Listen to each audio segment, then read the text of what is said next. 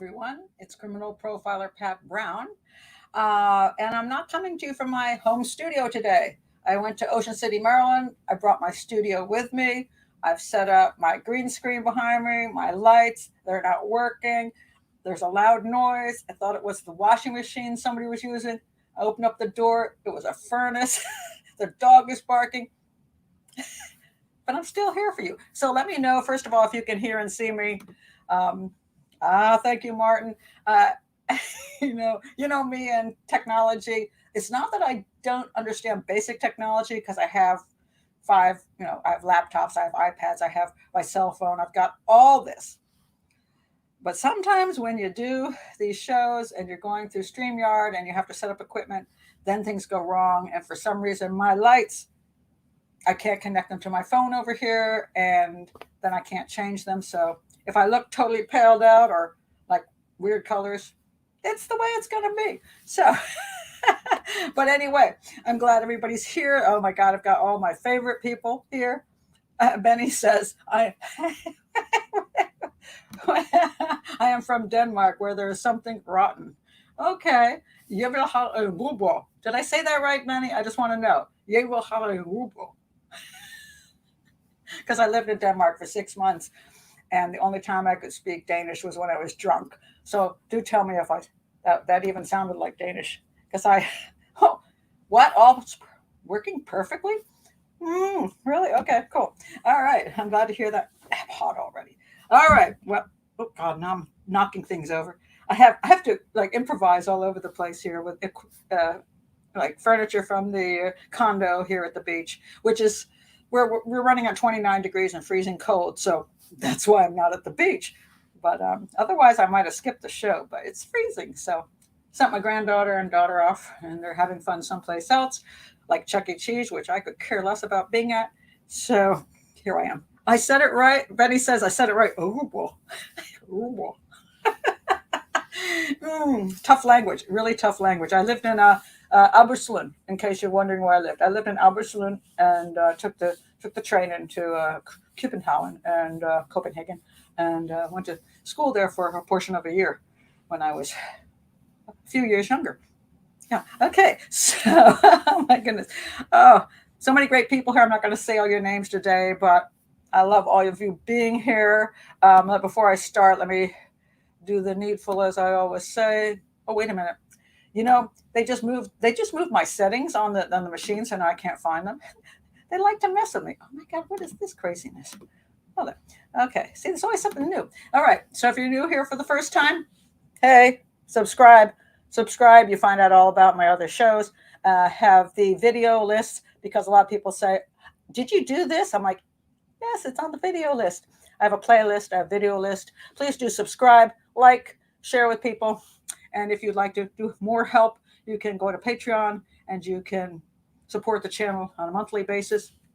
And you can buy a book. I have my books listed in a better section down below. And also my favorite things on Amazon if you just want to spend a whole lot of money and I get a small piece for the channel. You can do that. And this is also a super chat, which is something new I've been doing. So, at any rate, that's what I want to tell you about that. Okay, so now, oh my goodness, now let me get to the story of this whole really, really fascinating case. And this is a very, well, I don't know what I want to say about the case. It's been around for a long time, and people are very invested in who they believe is innocent. And the majority of people believe that Adnan is innocent. And I'm going to tell you the basic story straight from Wikipedia. As somebody just said, that's what I'm going to use. Yes. Okay. This lovely girl, her name was Hae Min Lee. She was a Korean American high school student who was last seen on January 13th, 1999 in Baltimore County, Maryland. If you're from Baltimore, you say Baltimore. I live about 25 minutes outside of Baltimore. Her body was found 4 weeks later in Leakin Park, and she'd been killed by manual strangulation. Lee's ex-boyfriend, this gentleman here, Adnan Syed, he was convicted of first-degree, 1st-degree murder, and he was sentenced to life in prison plus 30 years. Then, and this is where the case, Lisa, I believe it was Lisa just asked me, she's like, should I know this case? Well, is this a super well-known case?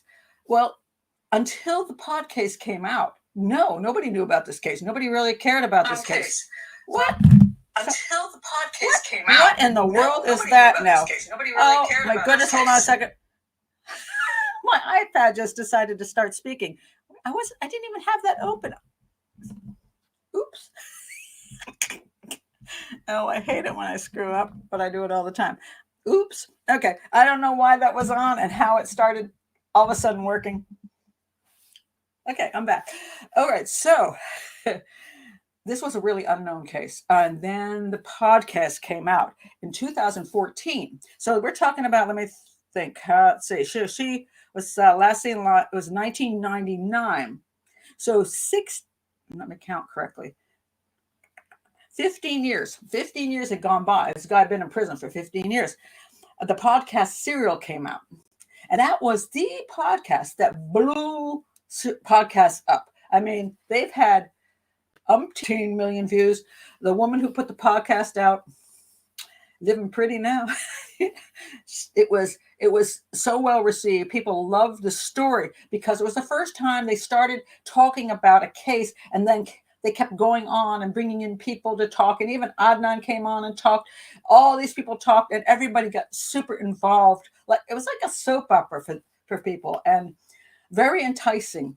So that became a huge thing. And after that came out, then there were these attempts for appeals because people were saying, Adnan was unfairly convicted, and something should be done about this. So there were many appeals, but I want to tell you about the other information that comes out about this case. So first we had Serial, then we have Undisclosed. So this is Rabia Chaudry. She is a friend of the family and an attorney, and I'm going to tell you a little bit more about her later, but she was behind the next series called Undisclosed, where new information was brought out about this case that hopefully would get an appeal. She is also behind the HBO documentary that came out. Let me see when that came out. I think it's 2018. Let me just be sure I got that right. It's 2018.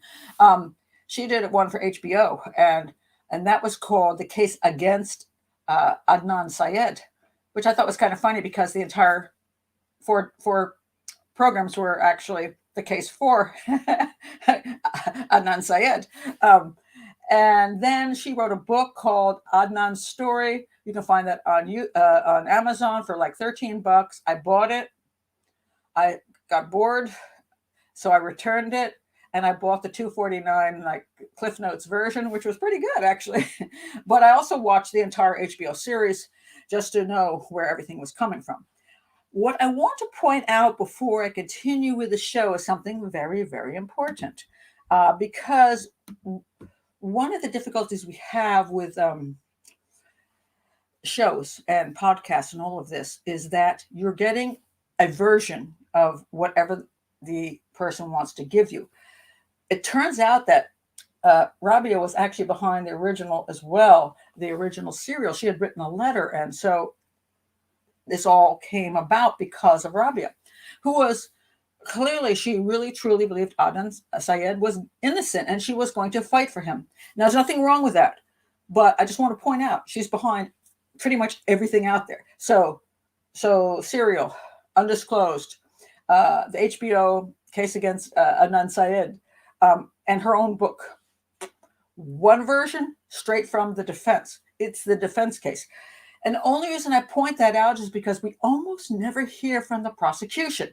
So we don't know how good their case was, because even if they allude to it in the show, or even try to say, okay, let's give this, let's allow this to be on the show, then immediately it's trashed. So you can have the prosecutor there for a second, and then you dump them, and then you can say this happened, but then you say, well, that's because of this. So I'm not saying they're wrong. I'm just saying that you're getting a very one-sided version, which makes it very difficult for even me as a profiler to understand what actually happened. But okay, so let me a couple comments. Steve says Baltimore is a mixed area socioeconomically, isn't it? Oh yes. This is it's a very strange city, and oddly, it reminds me of a lot of Indian cities. That you have a lot of wealthy people right next to some poor people, or you have, one block is really nice and safe, and the next block you're going to get killed on. And I'm not making up something that Baltimoreans are going to be mad about. It's the way it is. Very mixed. It's got a really, I don't want to say this. I like a lot of what Baltimore is about. It's got a heart. It's got a history and lots of cultures there. And it's very cool in very many ways. But I'm also a little nervous going there. And I want to point this. Ms. Leah said, "Oh my goodness, I have to put this in." Ms. Leah says, "I used to live outside Baltimore. I worked at Johns Hopkins doing therapy for a few years." Let me tell you, Ms. Leah, because you're mentioning this, my other day job over the years, in and out, has been medical sign language interpreting, and I was asked to go to Johns Hopkins at like 1 o'clock in the no, so like 11 o'clock at night, and I've never been there before, so I put it into my GPS, and I'm driving into Baltimore, and I'm in a little red convertible, and I'm getting near Johns Hopkins, and a fight breaks out in the street in front of me. I'm like, I'm gonna die here. I mean, that's Baltimore. I'm like, okay. I call back. I'm like, I'll come during the day, but don't send me there at night again, because that's not a safe area at night. And so, yeah, it is very mixed. It's a very interesting place. And I'm going to talk a little about the issues of, because we have Hae, whose mother is from Korea. We have Adnan, whose family is from Pakistan, and this is a very interesting mix of people from a lot of areas, a lot of backgrounds, a lot of cultures. And I'm going to point this out as we go. So first of all, I just want to say, much of what you hear is the defense side of things. Not saying the defense is wrong, but during the show, I'm going to work hard to get rid of a lot of, I call this myth or murder, because there's so much mythology over the years, so much stories, so many heartfelt things that have nothing to do with evidence. Here's what I'm going to point out. Let me read from my list. I'm going to point out motive, alibi, modus operandi, and time frame. Motive, alibi, modus operandi, and time frame. Okay, those are going to be the issues that we can clear away all the cobwebs of all the other things over this case and focus on things that matter. Okay, so that's where I'm going to start. All right, now just for a little bit about background, because this has been brought up, especially by Rabia, that there's an issue about Adnan being focused on because he was from his Pakistani descent. Now, mind you, he was born in the United States. I believe Ellicott City. He lived in Ellicott City. Then they moved. His parents are from Pakistan, but he's born in the United States. And it's a very interesting thing what happens to children who are born to families who move here, and then they are a second generation, and they have a lot of America in them, because they're Americans, right? But they also have the culture pulling them in a very strong community. Now, I want to point out what I understand about this, because I do have a personal viewpoint on this, and I want to point that out before the show, both for the fact that I want people to understand where I'm coming from and also what I understand. Over here, you can see me. I'm attending a wedding in Minneapolis, Minnesota, for this beautiful young woman, and this is her new husband. This is her mom. I've known these people for years. I've been a very strong part of the Indian community in Minnesota before I moved back to Maryland. And so I understand the Indian community and the kids that grow up in the Indian community. Now, interestingly, this particular lovely lady, her daughter and her son both married within the Indian community. I have other Indian friends from Minneapolis whose children married outside the Indian community, married white Americans or Black Americans, and culturally crossed the divide. And from my experience is that with Indian Americans, they're a little bit more lenient on that. And this is important to understand. Over here, you'll see me hanging out with a couple Pakistani friends. I was invited to a Pakistani birthday for this lovely lady over here. And I actually am wearing inappropriate clothing because that's actually Indian clothing. I didn't have any Pakistani clothing. Indian clothing, Pakistani clothing, a different thing. I had a wonderful time at the party. I actually did a lot of dancing. It was all ladies, no men, except for the son who came in and brought the cake and helped with the food. Very different cultures. But this is important because Adnan was born in America. He was in Ellicott City to Pakistani immigrants. Now, the problem is, you're born and you're American, but you're also very much inside the Pakistani community. I had an interesting experience early on in my life. When my children were growing up, I rented rooms, and one of the rooms I rented was to a young man his family was Pakistani. And the family was interesting because they came to my house to talk to me. And one of the things I put out in my advertising was that I do not allow drugs in the house. I do not allow alcohol in the house. I do not allow overnight guests. They loved me. Okay, I wasn't Muslim, but hey, they're like, this is a safe house for my son to live in near the University of Maryland. So my renter moved in, and he lived with us for 4 years. His family often dropped by, bringing me delicious Pakistani food. But it was very interesting that he was very much connected to his family and to the Pakistani community. I attended mosque with him one time. I met his family. He did not date. He did not drink. He did not do drugs. And eventually he had an arranged marriage with a girl in Pakistan who was very, very pretty. And he's married her and he lives a happy life. He stayed very true to his religion and his family. And I point this out only to show that it might have an impact on what Adnan dealt with and what he chose and who he is. Okay, so that's my spiel on that. So this is where I come from and what I understand with the international communities. Whoa, the mother and daughter look the same age. Oh my God, I'm going to tell her that. I'm going to tell her that. She's going to be so excited. She is a dancer. I danced with her. I did a lot of Bollywood dancing with her. She's a fabulous choreographer. I had a wonderful time dancing with this whole group. Her daughter also can dance. And actually her son, who's not in this picture, boy, can he dance too. Her family can dance. I mean, they're lovely. But I'm going to tell her. She's going to be so happy. All right. So now, let's go to what happened in this particular case. But I did want to have you understand there is a cultural aspect. But one of the things Rabia said, which I'm a little concerned about, and I don't necessarily agree with, and I want to point that out because it is a little bit tainted this case. It is her belief that the original prosecutor had a thing kind of against the Muslim community. And you may wonder why, because when people read his name, they're like, oh, this dude's like, where's he from? He's from Sri Lanka. And he has a very long name. And I forgot what it is. But he's from Sri Lanka. But he lives here. And he's not Muslim. This is true. He's not Muslim. But he comes from a similar culture, but not exactly the same. There's Pakistan, there's India, there's Sri Lanka.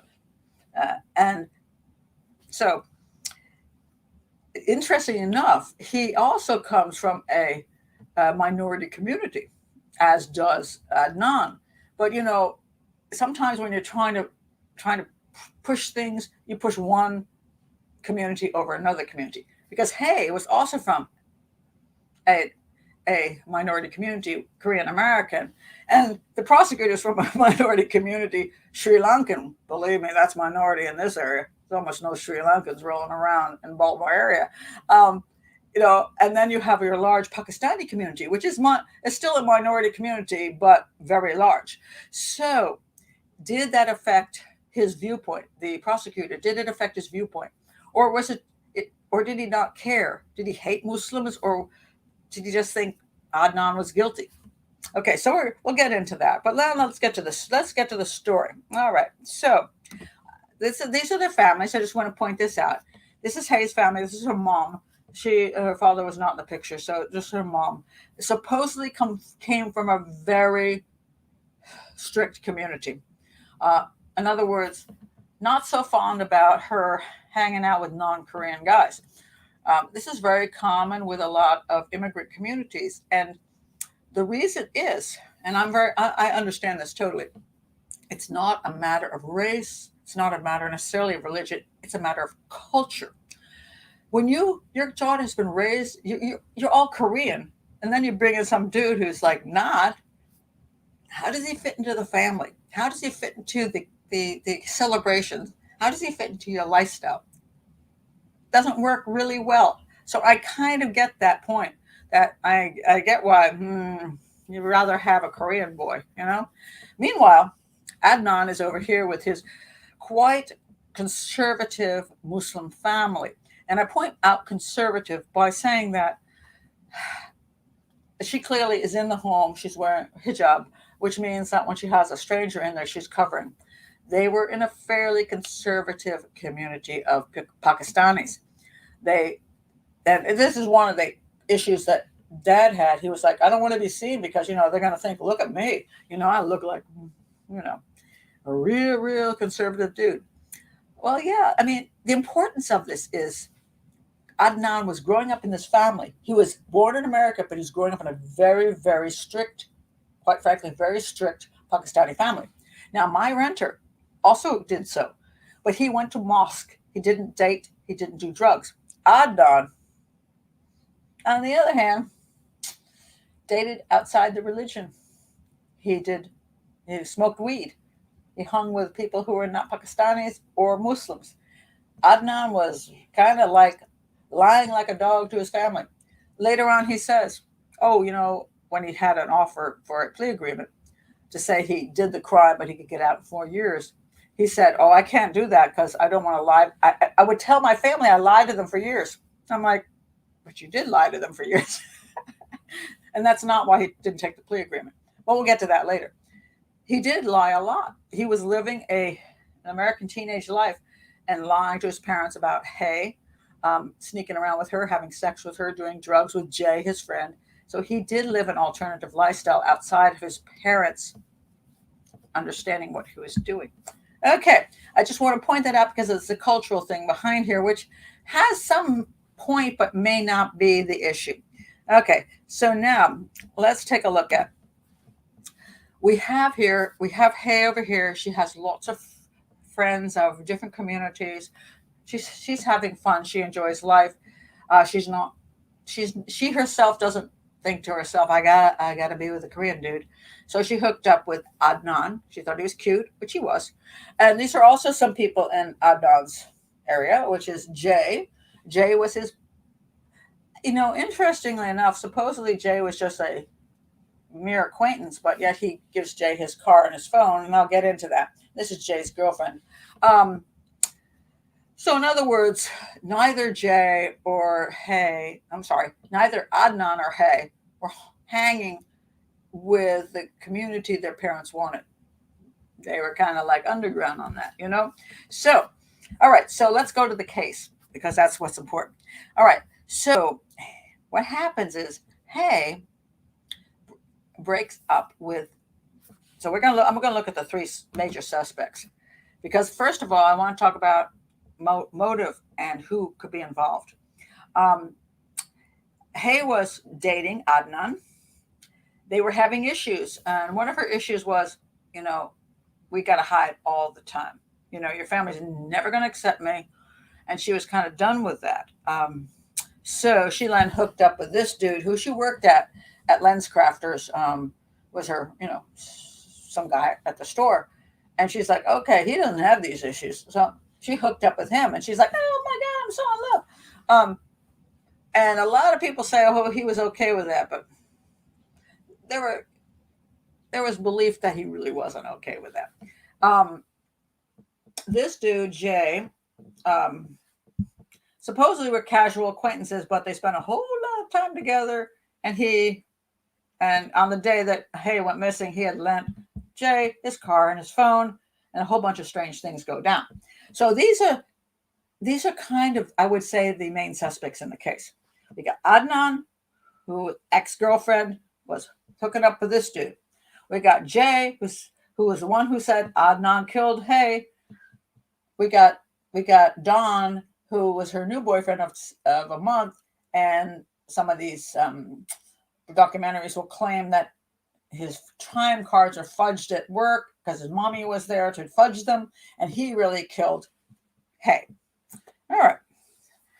Interesting stuff. All right. So I just kicked my computer. All right. So let's see. Let's talk about the issues because I'm trying to, it's a huge case. I'm trying to narrow it down.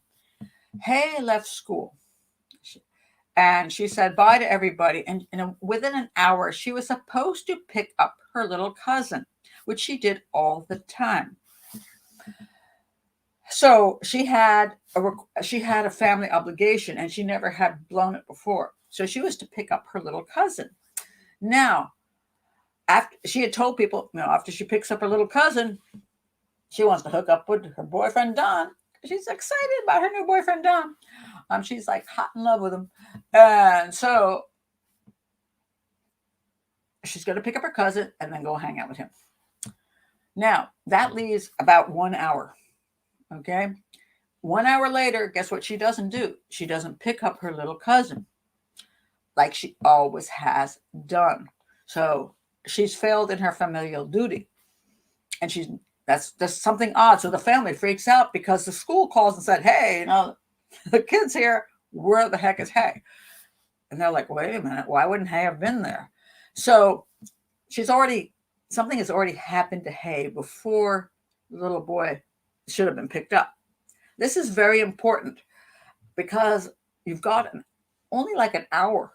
It's not like she was like off all over town and she could have been carjacked someplace. She could have gone to a bar, she could have been hanging out all evening. She could have been walking the streets, just, having fun with her friends and walked the wrong way into a parking lot and got killed. No, she had 1 hour. She had to be someplace. Now, she supposedly was going to see Don after that. So there's a lot of theories that she met Don prior to that and then he killed her. But I'm not understanding why if she was going to meet Don after she picked up her cousin, why she would be meeting him before. Doesn't make a lot of sense. But okay, let's leave that out there. All right. So she had 1 hour. Now, the whole story goes down basically like this. So the day starts out and he's at school and he gives Jay his car. That Jay's his buddy. He smokes weed with him. He gives Jay his car and his phone because he's got this new cell phone. And most people don't have cell phones in that day and age. It is a long time ago. It's hard to remember when we didn't have cell phones, but that was new. So he supposedly left this phone with Jay so that he could then go to a payphone. Those things that, like a payphone, like you have a phone up there and you pick it up and you put some money in and I don't know where they are anymore. But anyway, I used to do that. He would be able to call Jay and say, come pick me up. So he gave Jay his car and his phone. And supposedly he did that because, Jay had this girlfriend. Let me see if I can find a picture of his girlfriend. Hold on a second. I had a picture. Oh, yeah, here it is. Okay. He had a girlfriend. And supposedly it was her birthday. So he was like one of the things you'll find out about Adnan is, and if you watch any of these documentaries or listen to the serial, a lot of times you will think, man, this guy is so sweet. He's like the sweetest guy that ever walked. And it makes your heart go out to him. So it makes it hard for you to believe he could be guilty of anything. And I feel that same way. So it really is an issue. So he apparently tells Jay, hey, it's your girlfriend's birthday. Buy her a present. Take my car. Keep your phone with me. Go buy the girl a present. And when you're finished buying a present, I'll call you when I need you to pick me up. So now what's interesting is a lot of people say, well, it's not like they were good friends or anything. He gave you his car and his phone. I'm going to say you're pretty good friends, and they did hang out a lot together. Now Jay is considered a little bit on the shady side, like he had a kind of criminal mind, and but why is Adnan hanging out with a guy like that? We don't necessarily get involved with the wrong people. We pick those people because we want to be around them. So anyway, he gives him the car. Now, there's a bunch of stories that Jay tells that become very questionable. One is that he says that even the day before, Adnan said something like, "I'm going to kill Hae," because Hae was, got a new gun, and he was not happy about that. Then supposedly, even that day, he's like, "I'm going to, take care of Hae." So Jay goes off, and this is where the story gets interesting. That the claim is, because what happened was, let me go back where Hae goes missing. Okay, so Hae has gone missing. Let me get this straight. She went missing on January 13th, 1999. She never showed up to pick up her cousin. So then everybody freaked out and called the police. And they were so strong about the fact that this would not have happened that the police actually took this seriously, rather than saying, 48 hours, she's a teen. So the police started calling around. They called people, including Adnan, and said, "Hey, do you know anything? What's up with this girl?" He's like, "I don't know." So anyway, this is when she went missing. Now, she went missing on January 13th, 1999. And you can see behind me that her body was found on February 9th, 1999. What does it say? 27 days after she vanished. Okay, she was found in this place called Leakin Park. You see how big it is? It's a huge area of Baltimore, where if you want to dump a body, that'll do it. So anyway, body in park. That's when they found out. And there was this character who had gone to basically take a leak in the park, which I find kind of funny because it's Leakin Park. That's so sad. Okay, but it's Leakin Park.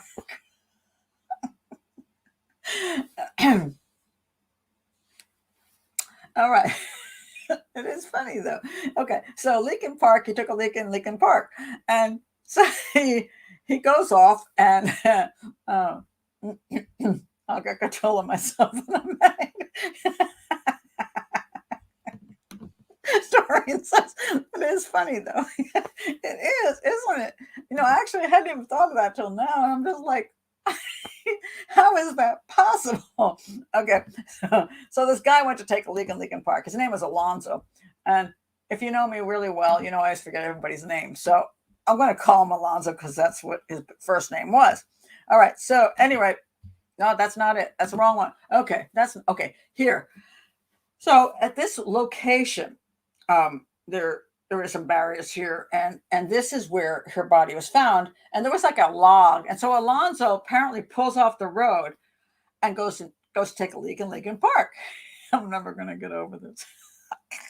It's too funny. Anyway, and he goes over there, and you see over here there's like a bit of an arm, he's like, "Oh crap." Now he calls the police and says, "I think, look what he said. There's a body in Leakin Park." Okay.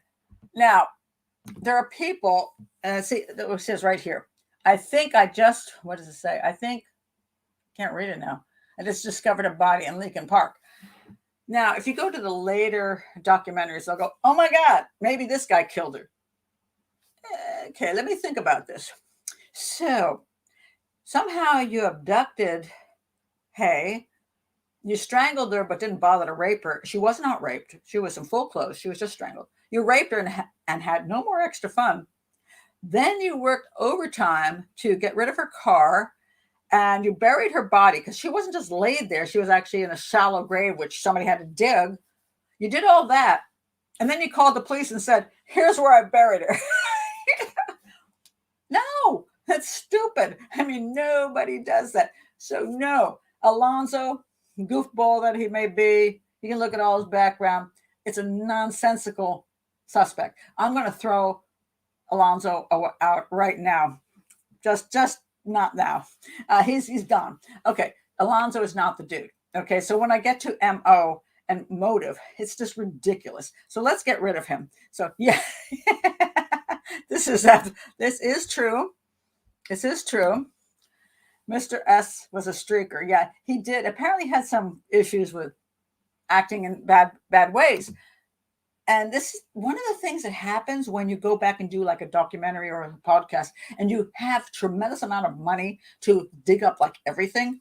You dig up a lot of information, which I'm not saying it's wrong to dig it up, because if you're a profiler or you're an investigator, you're a police detective, you should dig up these things. You should consider them. But you also have to consider them in context of what happened. And nobody is going to do all that work to kidnap her, bury her, and then call the police and say, I found her. It's nonsensical. So let's get rid of Alonzo. He's just not a suspect. I'll talk about who could be a suspect in a bit, because Penny says, I love your dark humor. I wasn't trying. I mean, it really wasn't. It just kind of funny, take a leak in Leakin Park. You can't make that stuff up. Oh my God. All right. So what is going on with Humanimal? Humanimal says, dang it, my Wi-Fi is seen this morning. No, see chat, no Pat. Just let me know if everybody else is seeing me, because Humanimal's scaring me. Because sometimes it's your own YouTube, but your own internet. But last time I did internet, my internet just cut out and everybody's like, bye, Pat. I was gone. So, all right. So I just want to make sure everybody else is seeing me. Sorry, Humanimal, but I'm hoping everybody else sees me. I'm late. My apologies. Oh, no problem. Okay. So anyway, her body has now been found. Now, what's very interesting, everybody else says it's okay. Thank you. All right. So now let me go back to, all right. So her body has been found. Meanwhile, a very interesting thing has happened. And this is what brings up the issue of Jay and Adnan. So Adnan, Jay. Hold on one second. Let me pull Jay back up. Okay. So Jay has now told his girlfriend on the day that this happened, that not that when her body was found, but when her body went missing, when she was killed, he went and told his girlfriend, Adnan killed Hae. On the day that she went missing, he said Adnan killed Hae. And later on, she says this again when she's speaking up in the documentary, and she says, maybe I'm messed up on a lot of things, but I'm going to tell you. At that day, he said Adnan killed Hae. And so the police eventually hooked up with Jay, and Jay started saying, yeah, Adnan did it. Adnan did it. And so now the police are all over Adnan, because they're like, it's the ex-boyfriend. He's got the motive. She dumped him for another guy. She's all like, oh, Don. And so they looked at Adnan. Now, some people will say, well, why wasn't it Jay? Why wasn't it Don? Okay, so let's look at our guys. Let's look at motive. Adnan had been dumped. Okay? He had written some stuff. I don't know how valuable it is, so I'm not going to overplay that. But she had written him a thing that said, look, you got to get over this. You got to move on. Just because we're ending our relationship doesn't mean, life is over. And somewhere on the back of some scratch stuff, he wrote, I will kill. Now, I am not over excited about that, because it was during class. You could have put, I will kill that guy next to me. I will kill myself. I will kill anybody who says this. There was never a finished statement. So I don't take that into any great importance. However, that she said to him, get over it, is more important to me. That he was having problems letting it go. Now, there are friends who will say, oh no, he moved on. He's got new girlfriends. I don't necessarily believe it. But this is why the police looked at him. The ex-boyfriend, and she said at some point he was very controlling.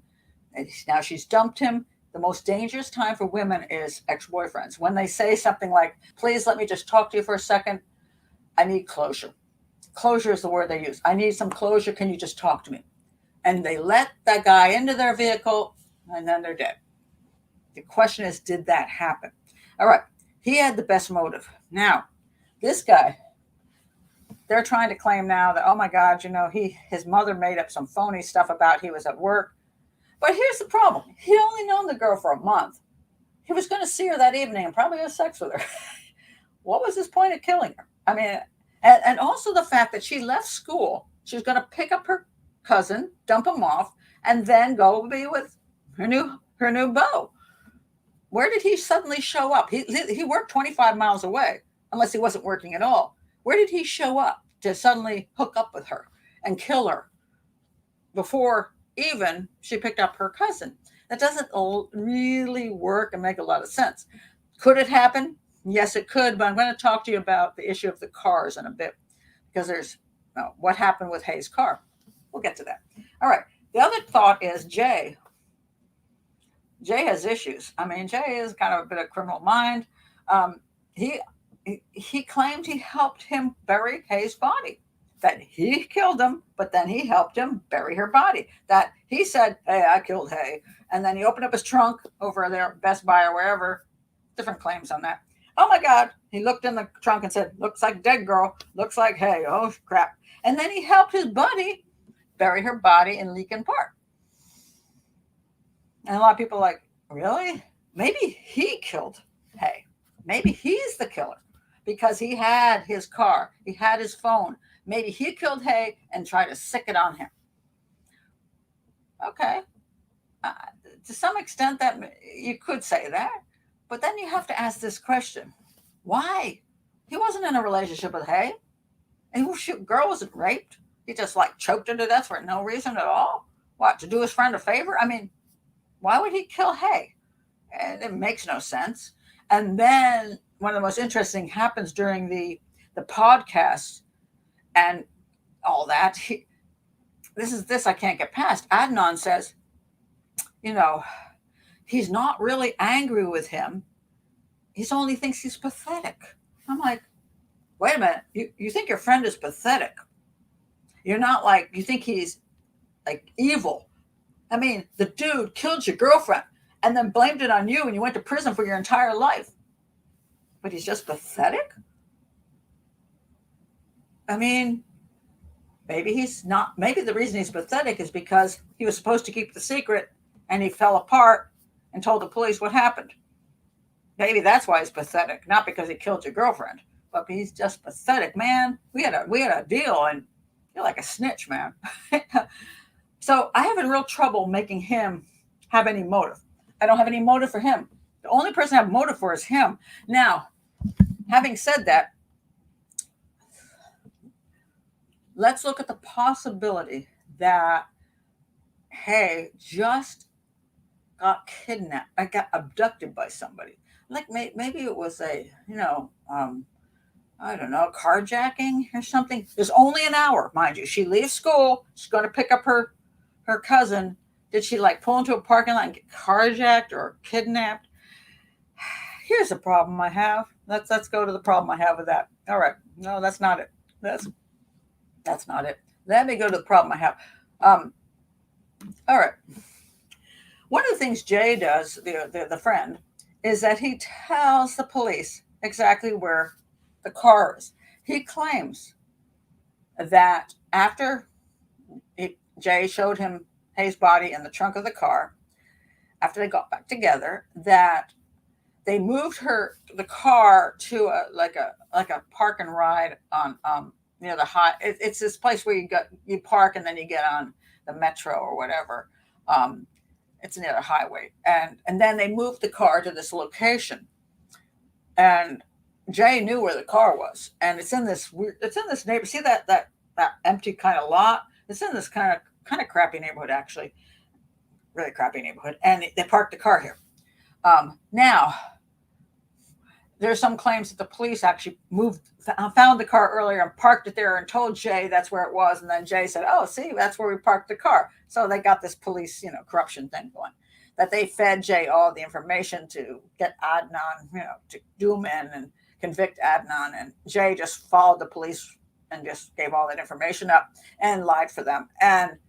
But Jay said this is where the car was. Now, but here's the interesting part I have. Okay, so let's think of Hae Lee's high school. She's going to go pick up her cousin. She's somewhere. So some dude jumps out at her. How does he get wherever he is? How did he get where she was?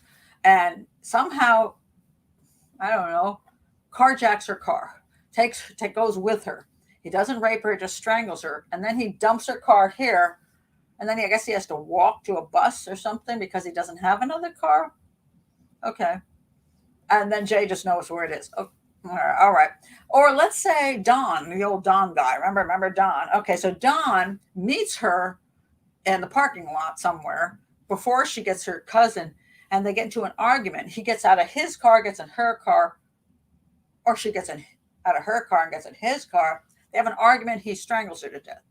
Now he's got a problem. He's got his car and he's got her car, but he doesn't have another guy to drive. What does he do? Does he leave his car in the parking lot and jump into her car and then drive her car to that lot and then takes a bus back to his car? I mean, these are, I forgot about burying the body. And it's somewhere along the way, you got to bury the body. Somehow you get to Lincoln Park and you got to dig up. It's a lot of work. So for a carjacker, you're not going to be burying the body in Lincoln Park. The carjacker thing's out. For a serial killer, he didn't even bother to rape her. But he somehow strangles her and then takes her car to Lincoln Park and then buries her and then dumps her car in a lot. I mean, all of this makes no sense at all. So I can't come up with this guy having any business with it. On the other hand, he says, Adnan killed her. I helped get rid of her body. Adnan supposedly got her at school. They went to the Best Buy parking lot or some other place. He strangles her, and then he calls his buddy and says, come and get me because I killed her. Now, there's two of them now. One of them can drive one car and one can drive the other car. Now, the claim is that the car was driven first to this location, which was not Lincoln Park, or the location where the car was found. The car was found here. Originally, it was driven to someplace else, like they didn't know what to do with it. Then he went to, supposedly Jay took him to the school so he could do his football practice and have an alibi. And then after that, the claim is they got back together again, picked up that car from the other location, I-70, I believe it was, where the metro thing where you park your car and get on the metro. And then they moved the car. They went to Lincoln Park, buried her body, and then they dumped the car, and then they had another car to leave with. This is his story. It's relatively good, but some people question it because they're like, well, they don't believe Adnan did it. But when you come down to it, the only person who had really good motive was Adnan. Jay does not really have it. Don does not really have it. A complete stranger doesn't act in a way having modus operandi or method of operation that makes any sense for what happened. No, that they would go to all the work of burying her body in Lincoln Park. Usually when people bury bodies, it's because they don't want them found and because they think they'll be connected to them. So if you're a complete stranger, you gotta dump her out of the car and just keep driving, and like, I don't care. I'm not going to go through all the work of going and finding some shovels and going to Lincoln Park and having to bury the girl. I'm not doing all that. I'll just dump her in the bushes because I don't even know who that girl is. But for somebody who knows the person, they're more likely to go through the work of trying to bury them so they're not found. It's not connected back to them. So that is the basic story that happened. Now, that the motive again would be the most likely motive is Jay was pissed off that she dumped him. Now, the MO again, it doesn't match a serial killer. It doesn't match a carjacker. It matches a spurned ex-boyfriend. Doesn't mean he did it. And I can't come up with a good reason for Jay even though Jay is sketchy, I can't come up with a good reason for him to want to knock off Hae and piss off his buddy. Hey, thanks for letting me borrow your car. I just killed your ex-girlfriend. You can never get her back now. Makes no sense. All right, so that the MO is like issue. Now I'm going to go to the alibi and the time frame because I want to point out this is where the new information comes in, and this is where Rabia and like in her Undisclosed and her book pushes these issues of the alibi and the time frame, accusing his this is Adnan's original attorney, Cristina Gutierrez. She represented him and he got convicted in spite of her defense of him. She claims that she failed in her defense. And so she's gotten a whole group of people to say that she botched the defense. It was a terrible, terrible work as a defense attorney, incompetence. That Adnan deserves a new trial because of her incompetence. What was the incompetence? There's two incompetence issues. One is alibi and one is the time frame. And I'm going to get to that right now because these are actually very interesting. And I think there's good explanations for both of them, and I'm going to give them. Before I do that, I just want to check back here. All right. Okay. Sailor says, I love this stuff. And once I started reading about a case, I cannot stop myself. Sailor, by the way, I think you are very astute. I don't know who you are actually, but I think every time you say something, you're usually kind of right on the money. So if you want to be a profiler someday, I'm behind you on that.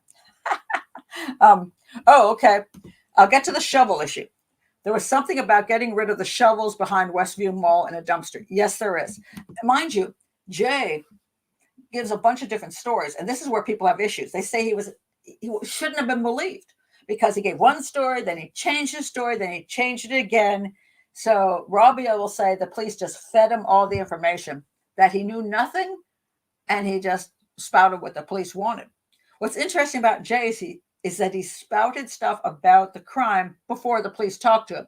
He told his girlfriend, hey, Adnan killed. Hey, why did he do that? Why would he give that information for no reason when the police weren't even around? So either he killed Hae or Adnan killed Hae. And when people talk about, it might have been somebody else.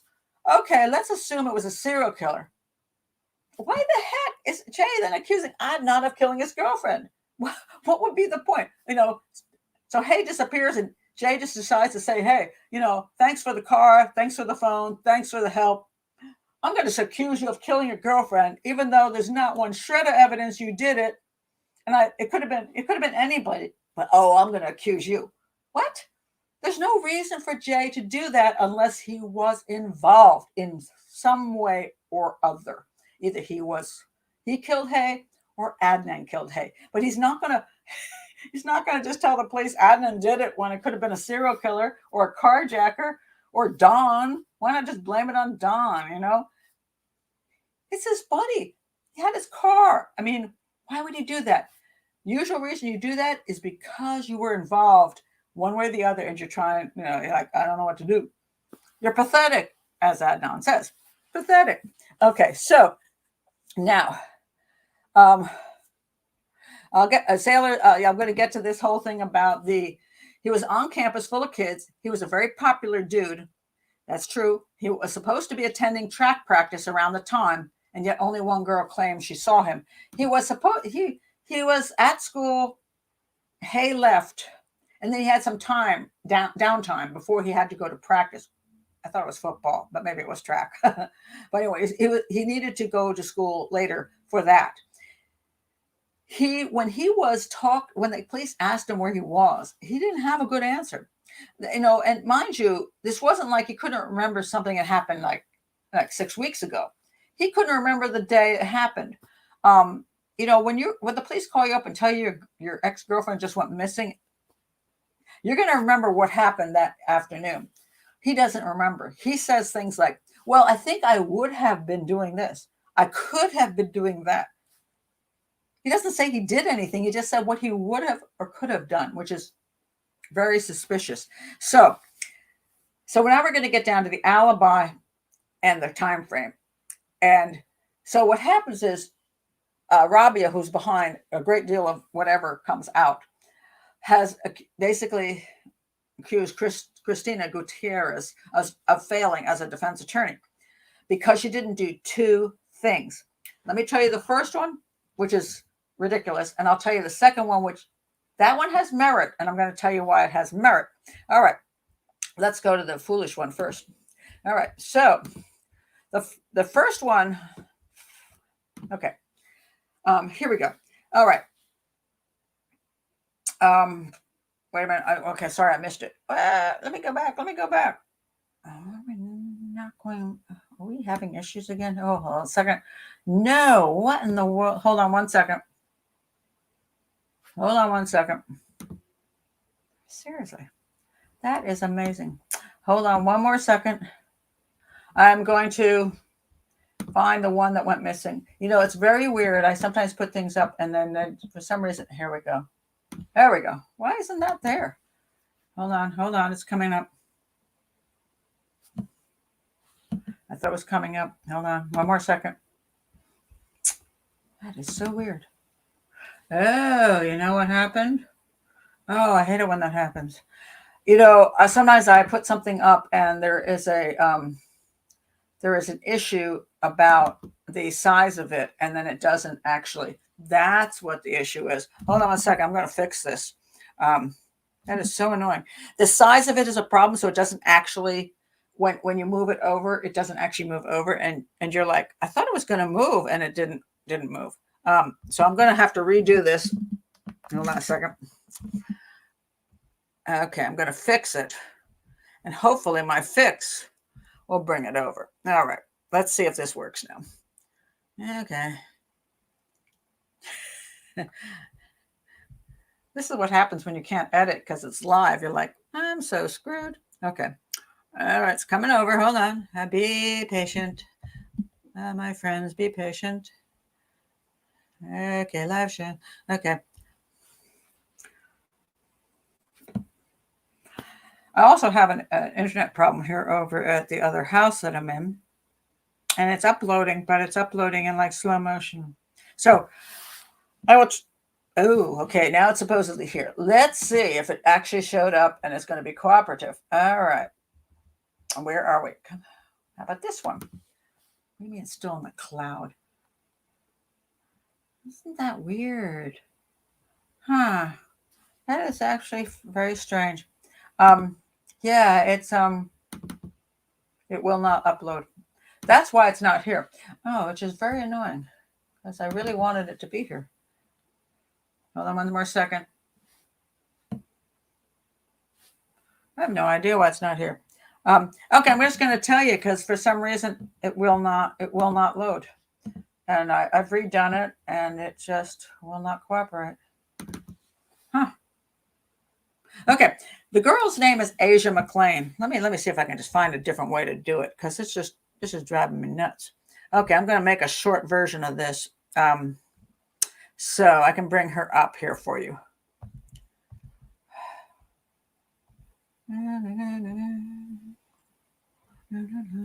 Okay, so the first issue is Asia McLean. I'm now uploading yet another picture.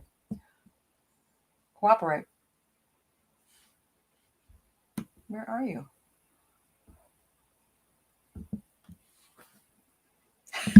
Hold on one second. Oh, here she is. Okay.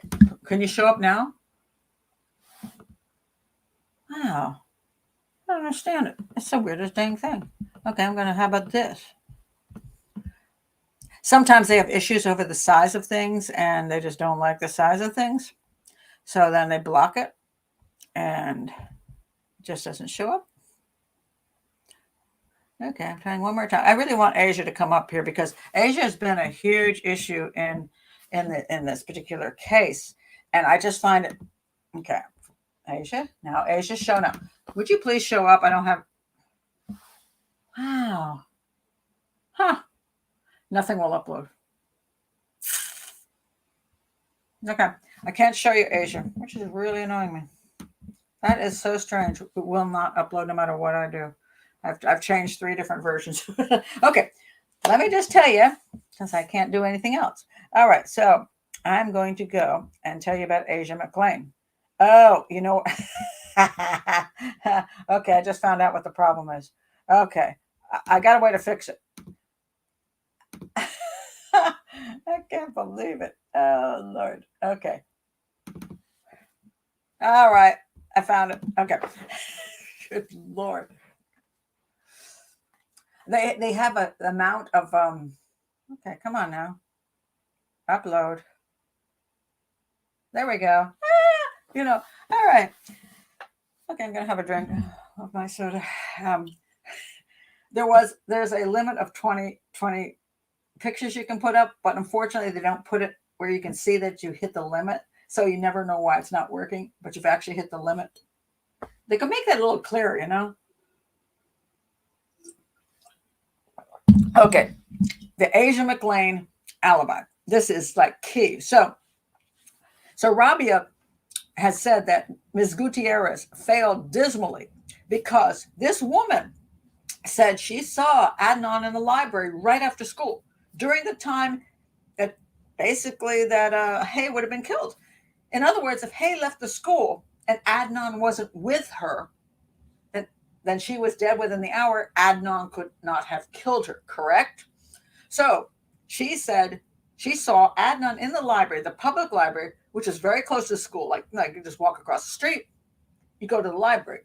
He supposedly went there to check his email, on the days when you didn't do it on your phone. And so he had time to kill between school and his sports event. He would just go over to the library if he had no other options.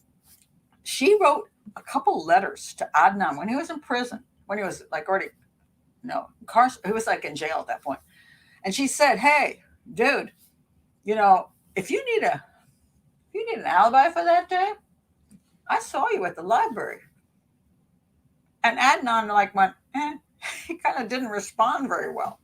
And she told his lawyer, Gutierrez, that, hey, I told Adnan I'd seen him at the library. Gutierrez did not take this forward in the case. So Rabia is saying, hey, why wouldn't his defense lawyer put her, go into the court and have her talk? Well, I'm going to say this. Why didn't Asia go to the police? She said, I don't really know you, but let's say, this guy's been arrested for the murder of his ex-girlfriend. If you saw him in the library, would you not go straight to the police and say, hey, look, I was in the library. And she also said she had two people with her. These people also were with me. We saw him in the library at the time, right after school. He could not have killed his ex-girlfriend. He could not have killed Hae. We saw him. Check out the videos. Do something. She said, oh, I didn't go to the police because I don't trust the police. So you would rather have the guy be convicted because you didn't trust the police? Couldn't you go to the police and then go to the defense attorney?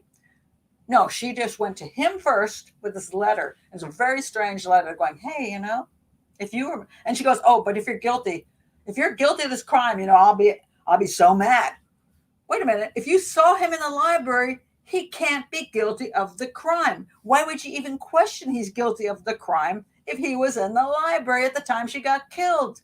So the reason Gutierrez didn't take this forward, because she knows she's full of shit.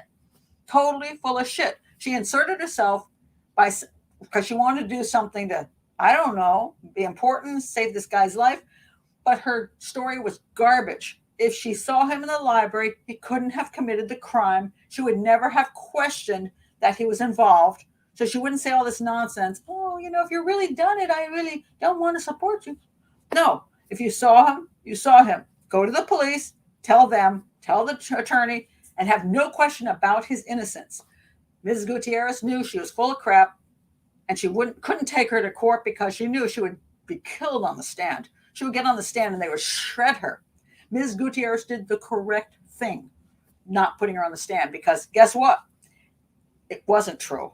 Adnan had no alibi from the time school let out to the time he arrived at the sports event, whenever he actually arrived. Where was he during that time? And Adnan cannot remember. Adnan didn't say he was even at the library. He didn't even go with that because he wasn't there. So that's just not true. So he does not have an alibi. Now, that's the first thing that Rabia says, which I think is total garbage. And the fact that it was put in all these documentaries in her book is nonsense. This woman was not his alibi. This woman is full of it and does nothing for his case. She's out. So that alibi is gone. He does not have one. And what's more interesting is Jennifer Pusateri, who was hanging out with Jay, said that Jay came to her house on that day and said, hey, Adnan killed Hae. She has never changed her story. Now, she has some issues if you watch any of her stuff, but she's solid and has never changed her story about that. And I think if one person is telling the truth, it's this girl, not this one, because this one's full of crap and cannot bait. It's all fudges all around it. And this one is solid on it. That he came there, he said that, and that's the way it was. So, as far as I can see, Adnan does not have an alibi, and Jay did go to her right away and say Adnan killed her. This girl, I believe. Now, I believe that that's what Jay said to her. I'm not saying that Jay is telling the truth. I'm just saying I believe that's what Jay said to her. And why would Jay say that to her before the police even came around? It's very interesting. Now, that's the alibi issue. I'm going to say Adnan doesn't have one. Let's go to the time factor. And this is a little bit more, this has some validity. And I'm going to give Rabia a little bit of credit on this one. All right, let's look at the time issue. Okay, so here's what they came up with.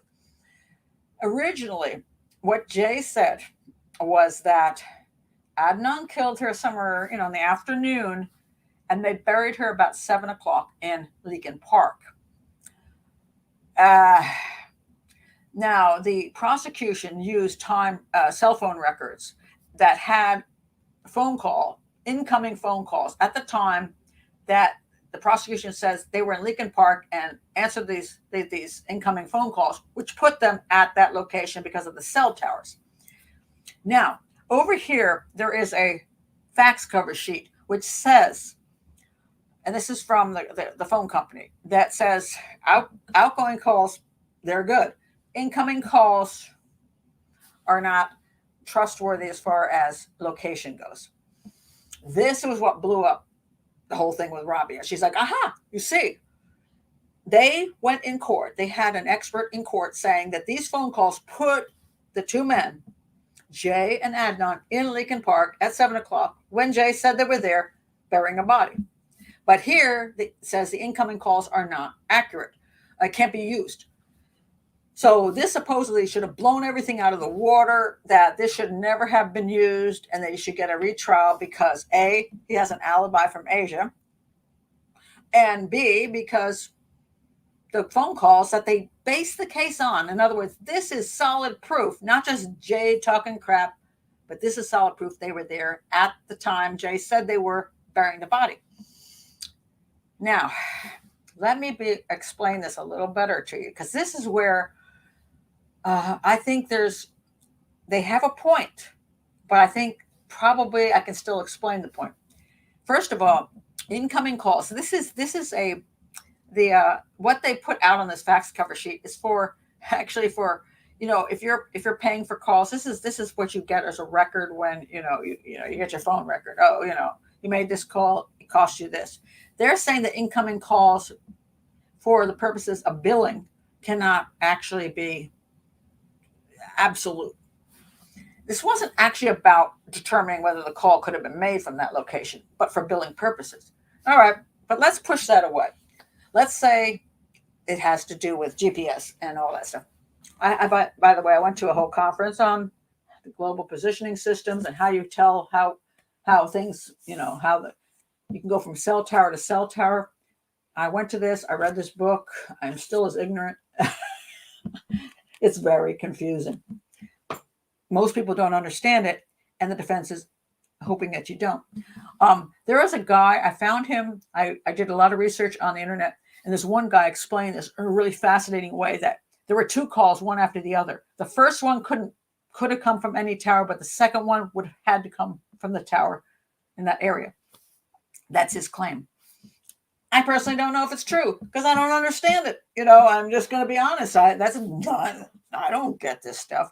They had an expert at when they prosecuted, and the expert convinced people. I personally think that the jury had no clue what the expert was talking about. I wouldn't have any clue. You're like, okay. So I agree with Rabia that this may be, I don't know that it deserves a new trial, but I'm going to say I get your point that maybe the cell phone evidence that completely locked it in was questionable. Now, because of that, there's one more thing that Rabia has, which I think is correct. All right. Because I like to be fair to people who want to save people's lives, who have their hearts in it, and they sometimes have absolutely true things. Okay. Supposedly, Jay said that he and Adnan went to Leakin Park at about 7 p.m. and buried Hae. Okay? Now, originally, Jay said he saw Hae in the trunk of her car, like a pretzel. That's what he said, pretzeled. Okay, because it's kind of small in there. But when she was found, and this is not a picture of her body. I wouldn't put that up there. But somebody made these incredible sculptures. They really did a good job on this. This is the way her body was found, which looks kind of like if she were in the back of that vehicle, right? But there's a problem. The dark portions on here are showing where her body kind of like is out in the air, but she's on her side. What Rabia has correct is she said that there is a thing called lividity, that when you die, the blood goes to anything that is like gravity pulls it down. So if you're laying on your back, all the lividity is going to be on your back. If you're laying on your side, the lividity will be on your side. If you're laying on your front, it will be here. Guess what? Her lividity, Hae's lividity, was actually here. But look at the position she's in. She's on her side. Why isn't it this way?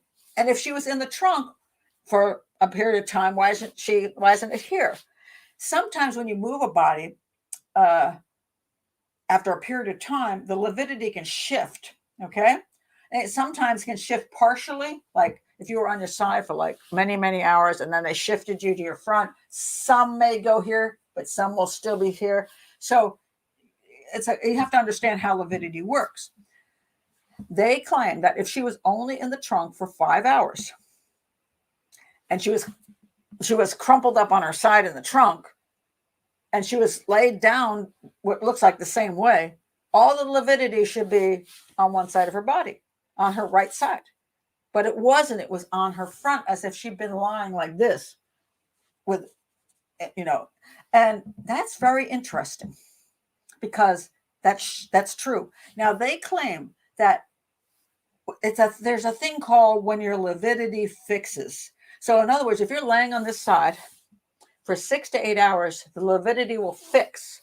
Actually, they say 8 to 12 hours. Sorry, 8 to 12 hours. You got to be laying here for 8 to 12 hours and then it'll fix. And no matter what position you're put in, the blood will stay wherever it is. So you'll know that if you find a person lying on their front, but the lividity is all over here, you know that she laid there for 8 to 12 hours this way and then was dumped in a different way.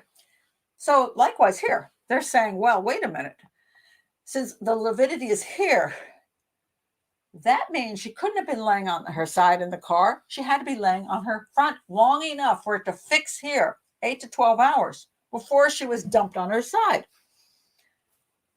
So if she was in the car on her side, how did she get lividity in her front if, according to Jay, they just drove that car there and dumped her out and she's still on her side? Good point, Rabia. Absolutely true. Now, so they claim she has to be 8 to 12 hours. Now, I will point out something. 8 to 12 hours is somebody's opinion. There are some people who say 4 to 6. So theoretically, could she have been 4 to 6 hours? It's not really working for me. No matter which way, I can't get the lividity here if she's lying here. So so here's what they're saying. This is the key to the case. The claim is she's lying on her side, crumpled up like a pretzel, according to Jay, in the trunk of the vehicle. And then they move the car with her body in it, in the trunk. And then later on, they get her the car and they go to Leakin Park. And they take her out of the trunk, carry her into the park, and put her in the same position that she was in the park. Okay? But the lividity is in the wrong place. So consequently, what the defense team is saying is that's not true, which is correct. It can't be true. Therefore, somebody else kidnapped her, killed her, and then laid her on her in her front like this for many hours, for 8 to 12 hours, and then moved her body to the park in this position. Okay, and they point out, look over here. They point out on her body are these marks on her shoulders. There's these weird diamonds. And she had to lay on something. In other words, you have to lay on something long enough for this to blanch in these areas. So the lividity stays there, it turns red and dark, but these areas stay blanched because you're laying on something that is pressing on you. And she's got these weird patterns on her shoulder. Where would that come from? If she's on her side in the trunk, you can't have that. And I've looked at the trunks of the cars. I've looked at trunks of Hae's cars. I've looked at the trunk of Adnan's car, and I see nothing that looks like this. So I'm okay. I'm like, yeah, I don't know how she would have gotten those marks in the trunk of those cars. I also looked in the back seat of the cars. Maybe she was actually laying down in the car, like, onto the, like half her body's up and she's lying onto the floor and there's something there. I couldn't find it. So it doesn't exist. So I'm with Rabia on that. I'm like, okay, she had to be lying on her flat down on something that made these weird diamonds. And they're not triangles, they're diamonds. Now they come up with something really stupid with Alonzo, the P guy, the Leakin Park. They say that he worked with some kind of construction thing and cement, and they point out these things that have a look like this. I'm like, so they're trying to claim he left her on those things. They don't actually match, but they're close enough to, cause trouble. But where do those come from? And I would love your opinions on this because I have looked and looked and looked for something like this. Now, those diamonds, you can get those small, those little diamond. If you go back, take a look at this. No. And I'm not saying this is true. I'm just pointing this out. Okay, you see this? Oh, you actually can't see this. Okay, so there's these in Pakistan and India. They do these things with mirrors, where you take a mirror and it's like a diamond shape, and then you sew it into your clothes. So there's these diamond shaped sewing things. So if Hae laid on some of these diamond shaped mirrors that you put into the clothing and also other kinds of pretty things, maybe that's what she laid on. I personally don't buy that, but I'm just pointing that out. So, just as they pointed out, supposedly, that she got these things from lying on some construction thing, which makes no sense. So, but where was she? If they didn't bury her in Leakin Park at 7:00, because now they're claiming that this is questionable whether the cell phone records are correct. Yeah, I agree. I don't think Jay told the truth. I don't think they buried her at 7:00 in Leakin Park. I do not. I think what happened, he points out, this is where I think is what the real issue is.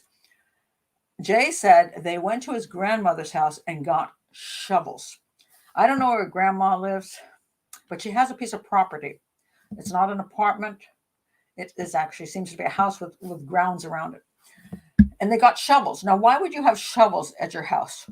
Probably because you have grass at your house, a garden at your house. If you're in an apartment, you don't need any shovels. If you have a house, you might need shovels. He went to that location to get shovels. That's what he says. Here is my belief. They did not bury her at 7 p.m. at that location. I believe they took Hae in her car back to whatever. I don't know if they have a shed on that property or something where those shovels were, that they could have put Hae's body in there around that time, and she laid on the floor of wherever, on her face, on some objects, for a good period of time. So she laid there for 8 to 12 hours, and then they took the shovels and her body and took her to Leakin Park, maybe more about midnight. I believe the reason that Jay says they buried her at 7 p.m. is because the last thing he wants is the police to go to his grandmother's house and find out she was lying around in a shed or in the backyard or wherever she could have been lying around. I believe that body went someplace prior to the final time when she was put into Leakin Park. I think there was much more time involved. So I do believe Rabia is right that she was lying on her face on something in a shed or in some other location where something was pressing on her, and her body was moved far later. I do believe that she was seen in the trunk of a car, but then that car was moved and her body was removed. Car was dumped. Later on, her body was buried, and therefore she'd have these marks and the lividity on her front. But the fact that somebody went to all the trouble of burying her usually means that that person knows that person and doesn't want them found. That's a lot of work. And it's explained by Jay that they went and got shovels and did that. But I just believe Jay is lying about his time frame, yes, because he didn't want the police to go to Grandma's house. And I don't know, I don't have any information whether the police ever did go and explore Grandma's house, or they just, because Jay said they buried her at 7, they never went there. I don't know. A lot of information is missing. It's very frustrating. But I come down to this basic conclusion. And here's what it is. The fact that Adnan only thinks he's pathetic and isn't absolutely bananas over him ruining his life. This man destroyed his life. He took away his entire future. He killed his ex-girlfriend, took away his future, put him in prison forever, and all he says he's pathetic. Not angry, not furious, not beside himself. Very even keeled about everything. And that's concerning to me. That says something that you are involved and you have nothing you can argue about. You don't know where you were that day. You have no alibi. You have a motive. You gave this guy your car and your phone, and you let him do whatever he did. And you're not even like, hey, why'd you kill my girlfriend? There's something wrong with that whole picture. I think the prosecution got it right. I think Gutierrez did a good job. I think she did what she did the best she could. He didn't have an alibi, and she couldn't put Asia up because Asia would have been destroyed on the stand. The cell phone evidence, she probably didn't understand herself. But even then, there's this guy's basically, they got his girlfriend saying, that he came and said right away that Adnan did it. I think Gutierrez was fighting a losing battle. And she couldn't win. And since then, the appeals have all failed. And he's still in prison. He did turn down a plea deal, which if he pled guilty, he would get only 4 years more. I think now people say, well, that proves he didn't do it.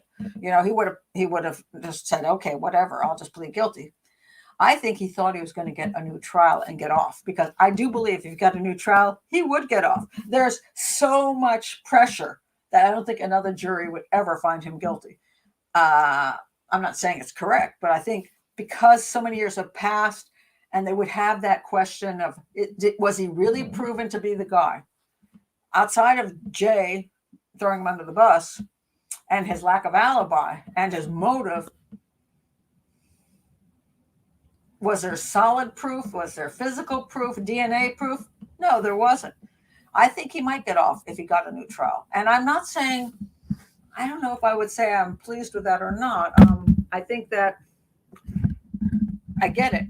I get why a jury would maybe not find him. They would have problems with that very, very circumstantial evidence finding him guilty. I think he would probably get off. But they have fought it because I believe the prosecutor believes that he did commit the crime. Yet he doesn't want to see it go back to trial because he feels like Hae's murder will then get off. Um, so I can't come up with anybody else who would have committed this crime, and I think all the evidence does point to Adnan. Um, I can't get away from it.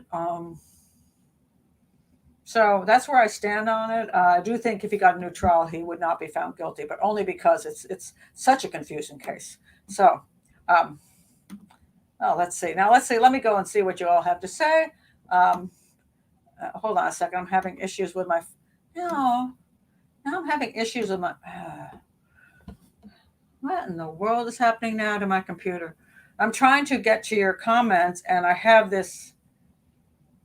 Something is wrong with my computer. What in the world?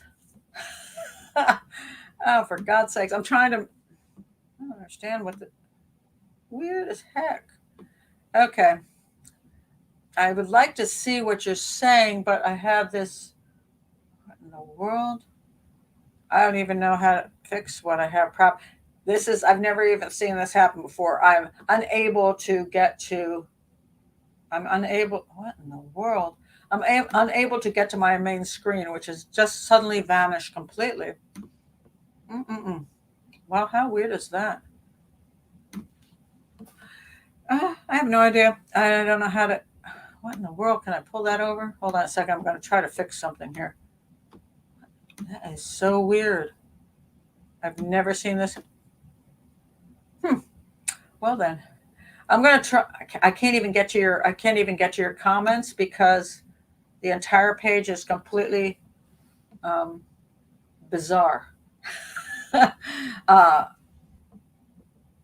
I don't even know how I could even end the show because I can't even see any other page.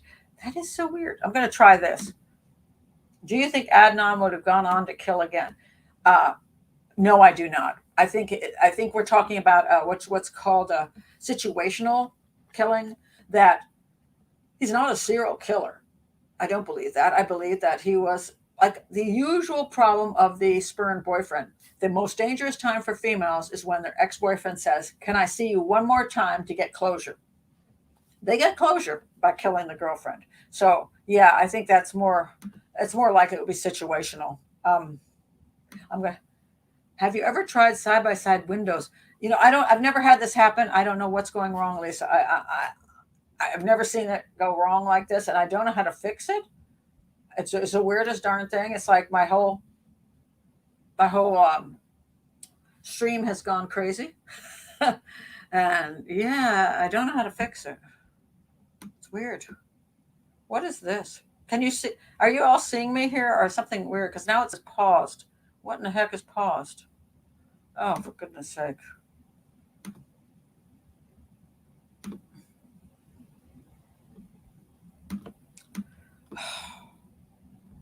What the world?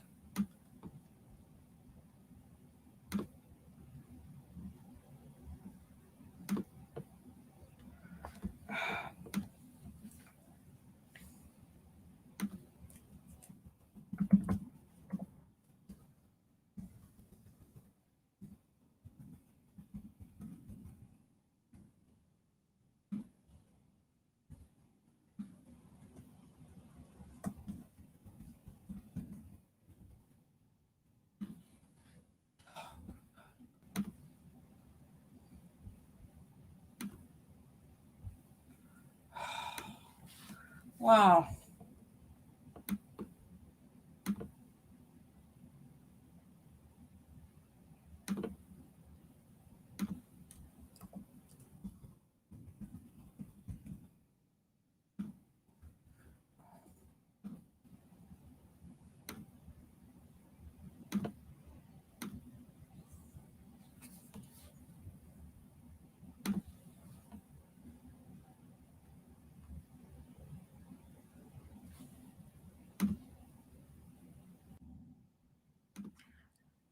Is everybody? Whoa! Hold on a second.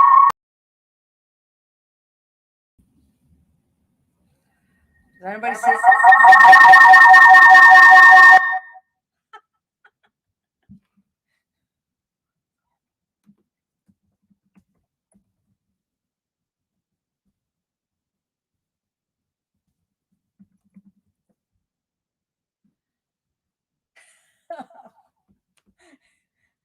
God.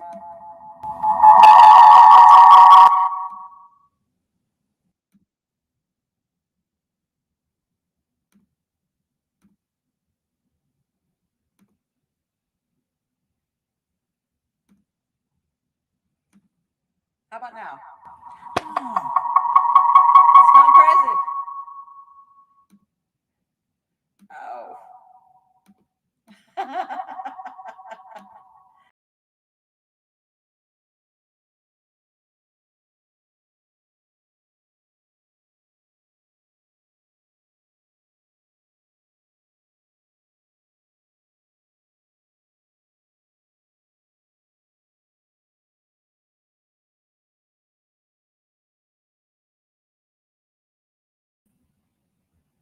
Hello?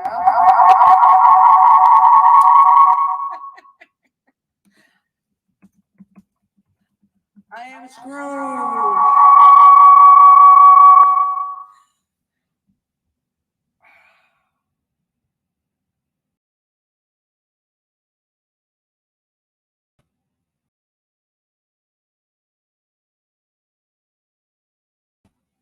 Hello?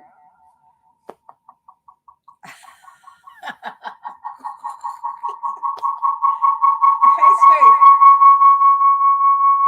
It's gone nuts. Ah,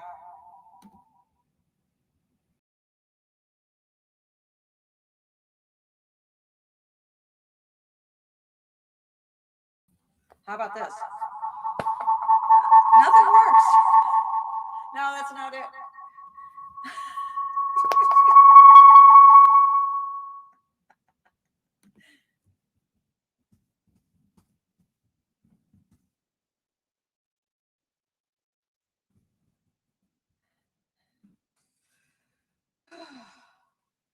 No way to fix it.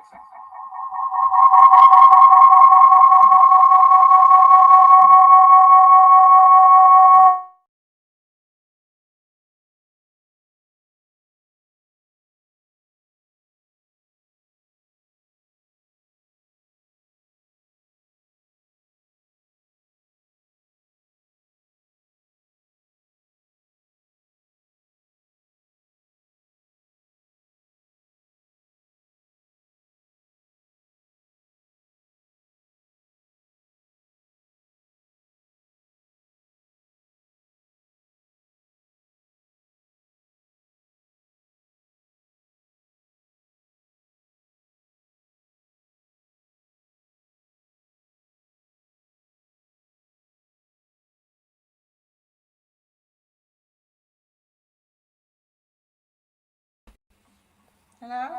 Now I got two of me. For God's sakes.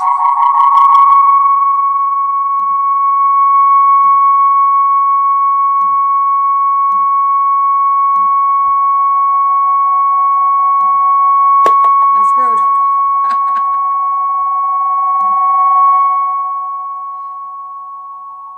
How about now? No, I can't fix it.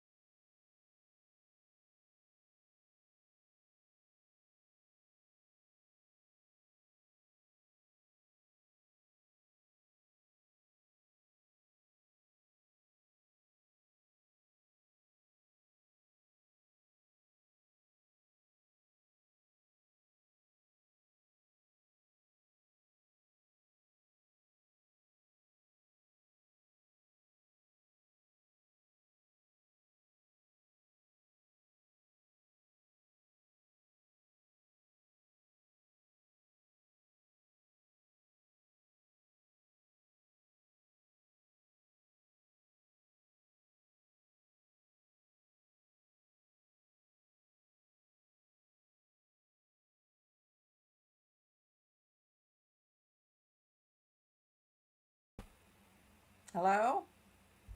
Am I back? No, now I don't hear myself. Yeah, okay. Do you hear me?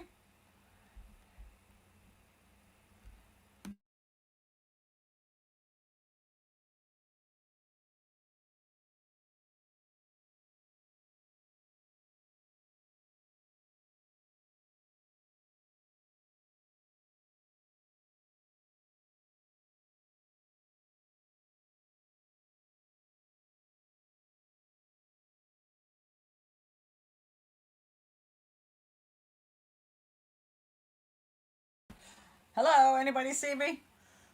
Am I here by any chance? Does anybody hear me? Am I back or not back?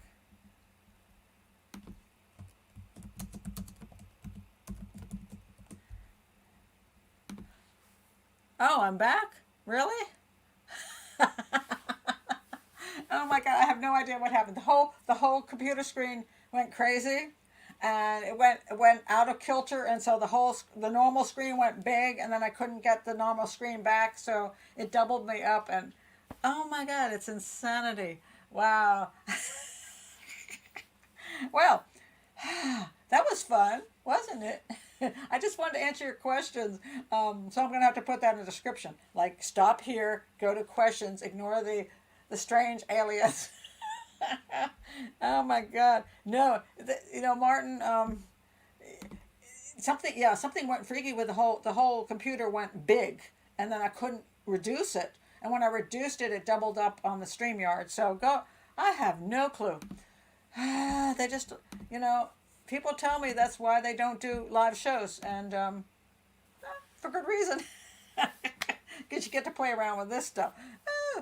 That was fun. Okay, so now I want to answer your questions because this is, as I pointed out, this is a really, I mean, it's really hard not to want to like this guy. He's very even keeled. When he talks about Hae, it's very sweet. When he talks about his family, it's very sweet. When he talks about being in prison, it's very sweet. And actually, it bothers me because he's almost like he has no ups and downs and emotions where they should be.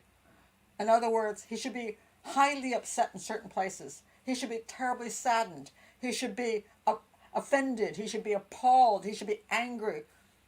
And it's bland. And I wonder about that because that's not natural. It's almost like he's doing a script, like he's outside of the situation. So there's a lot of issues about this. So I do want to, so how the reptilians, I don't know, I think I've become one. Oh my God. You know, oh, it's such fun. Oh, that's very nice of you, Lisa. You're such a sweetheart. We'll wait for you.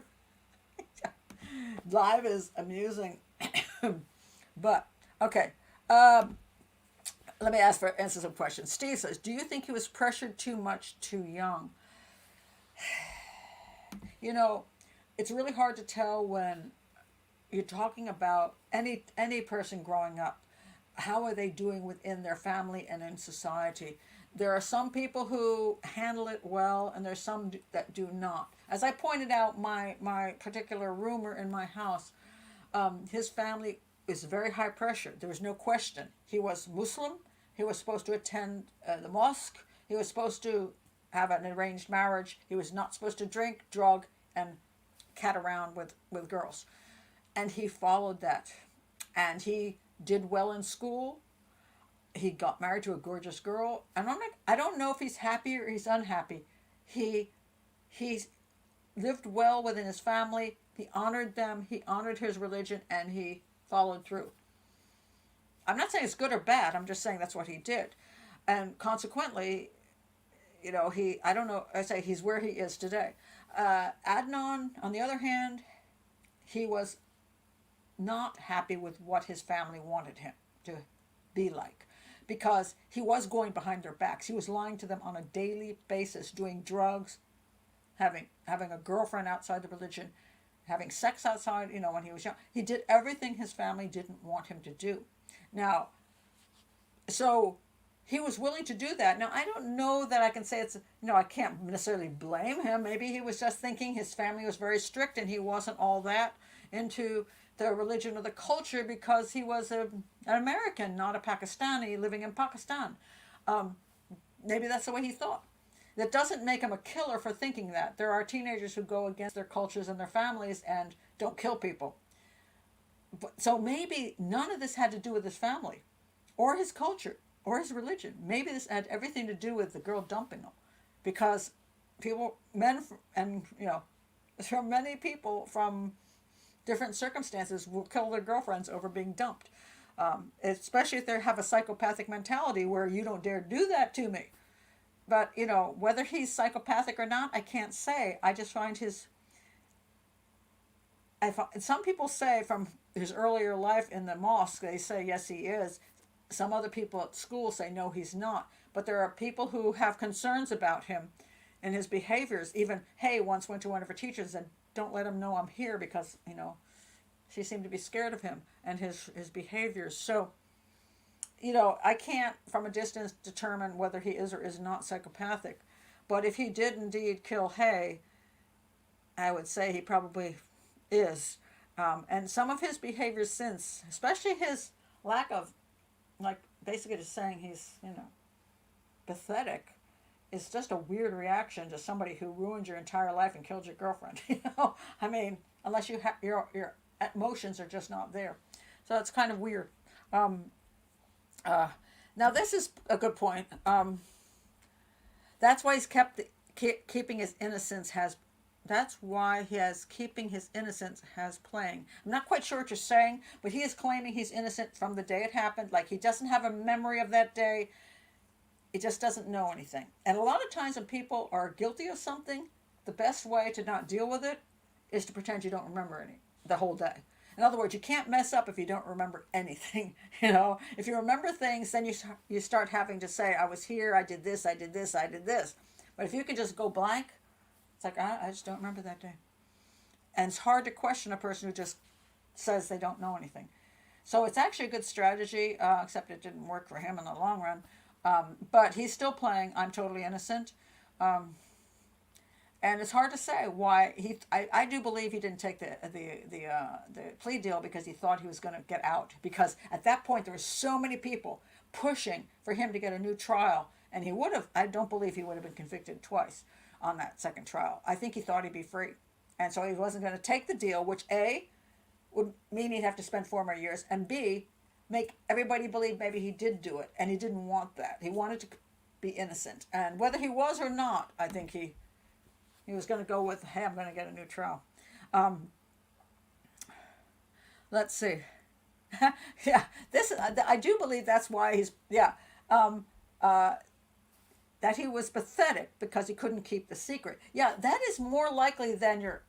If he killed his girlfriend, he would think you're evil, you're horrible, you're a terrible human being. You killed the sweetest girl in the world. Yes, she was my ex, but she was the best girl ever. She's my best friend, and you killed her? You horrible, horrible human being. Instead, he's like, you're pathetic, which I think is more because he ratted him out, because he should have shut up. I mean, I think they had a deal. You know, shut up. We're going to do this together, and just keep your mouth shut. And he fell apart. He fell apart. Told his girlfriend and told the police. Fell apart, because if he didn't kill Hae, and he just helped out, he was like, I'm so screwed. I'm going to go to prison for life because I help out my friend. So he fell apart and was pathetic. Why did he trust in Jay Wilds? This is a good question, Steve. Was it because he was not part of the religious community? That may well be. And Jay was a little bit shady, there's no question. He was doing, he had weed and all that stuff going for him. So he was enjoying the weed and hanging out with somebody who was outside his community, who was a little bit slick himself. Wouldn't rat him out on the other stuff, maybe rat him out on the crime, but he might have thought, hey, this guy's willing to do all this stuff. He'll help me out here, He'll help me out. So that's questionable. Yeah.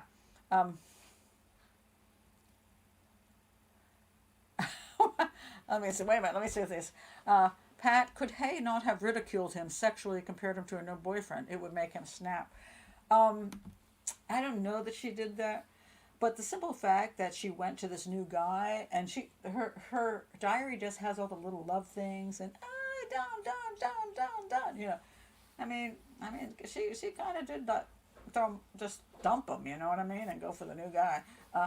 He may have just been really pissed off about that. I mean, it hurts anybody to be dumped and have her so quickly find a new fellow, and she really did. I don't know that she was just fed up with him and his control. Maybe he was controlling the fact that his family would never accept her. That she's like, this is just worthless.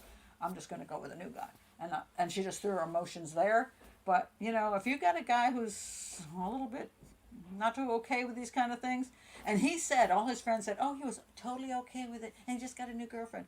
I don't buy it, because the day before she was murdered, he was calling her at midnight, like 3 or 4 times, calling her at midnight, trying to get hold of her. And yet the next day when she goes missing, he doesn't bother to call her. You got to wonder about that, so Charles said, I came to the party late, but I will rewatch. Yes, do that, and then skip the part where all the demons came into my my computer and made all kinds of things happen. And just skip over that. It so sucks. I was surprised I didn't get knocked off completely, that I could even come back and find you guys, because it was a mess. Let's see what you all have to say. I'm going back. Christine says, what, Ziggy's around? That's my cat. No, I'm not even at home. I took my whole studio to Ocean City, Maryland, which is about 2.5 hours away. I set up in my granddaughter's little room here, and nothing's working properly. The lights weren't working. I couldn't, but I didn't think this was going to happen. I mean, all the crazy computer stuff. I don't know how it happened. I don't know what went wrong.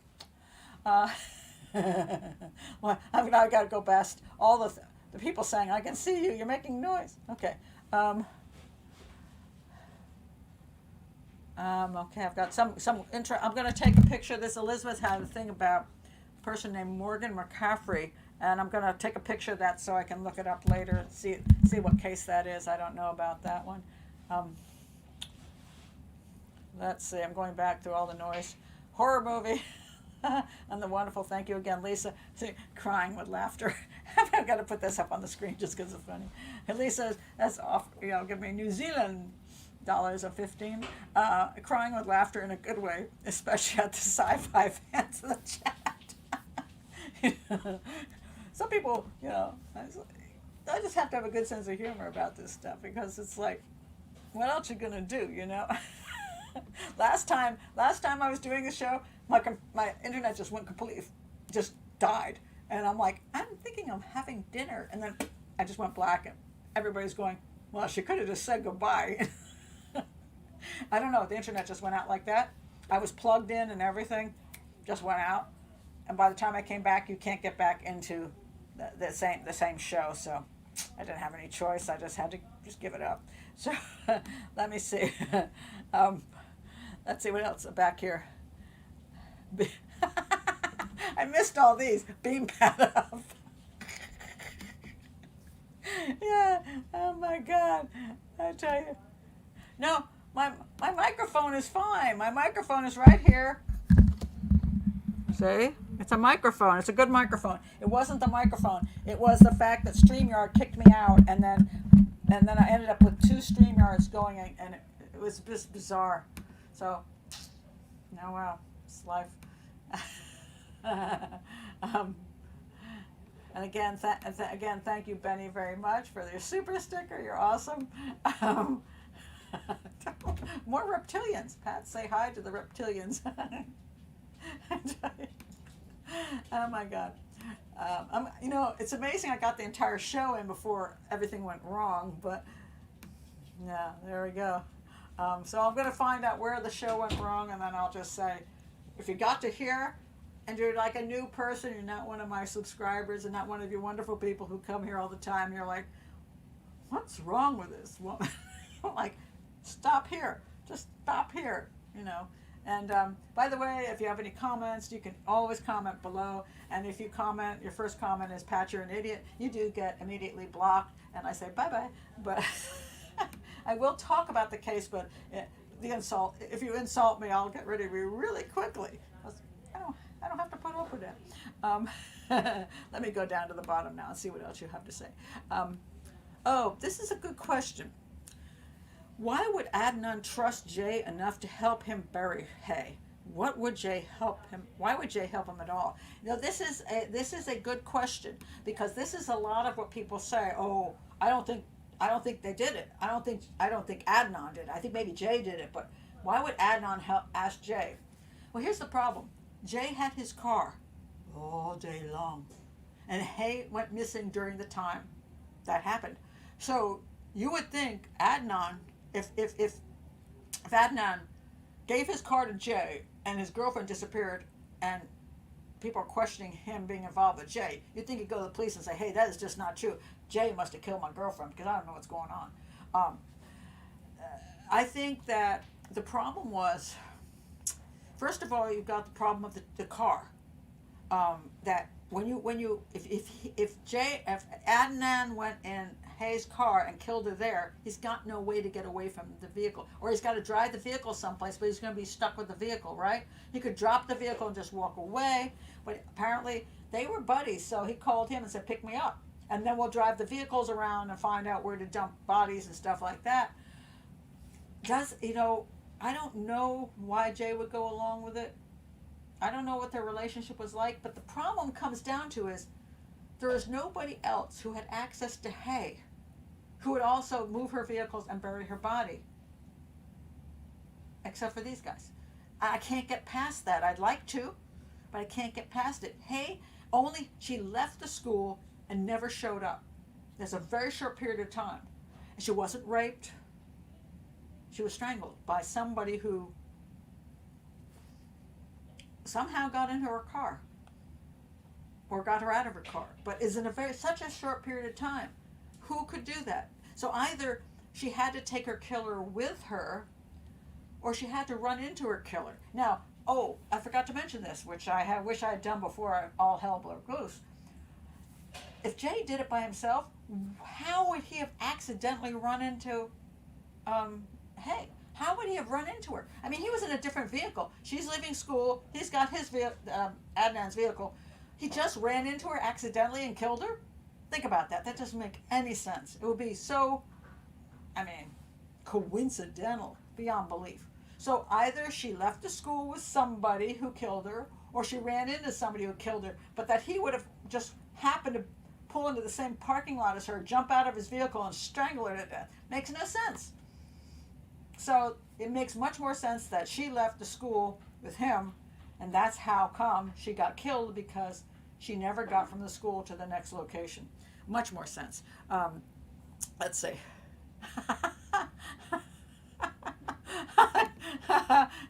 So Martin says, you missed a technical roller coaster ride. Hey, so I don't like to leave you with a boring show, so I like something to go to hell, so you can all laugh at me and say,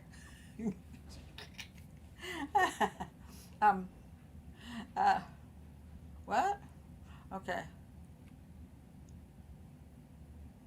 That's an interesting one. So Tikkun says, a case in France, a gardener killed a woman because she refused to give him another advance, and he snapped. He looked harmless and never admitted his crime. Yeah, a lot of these guys can look harmless, but their egos are very, very fragile. And if you mess with their egos, they will say, you cannot do this. So for Hae to maybe move on to this guy, he's over here going, seriously? Now you're going with him? I didn't dump you, you're dumping me? You dumping me? That's not okay. So their egos get bruised and they cannot accept it. And so that's why they do some of these things. And it's hard for us to understand, because we think to ourselves, come on, just get over it. As a matter of fact, Hae said, just get over it. That's what she told him. Hey, we could go on with our lives. It's not the end of the world. Get over it. Some people don't get over it. So, let's see what else you have to say here.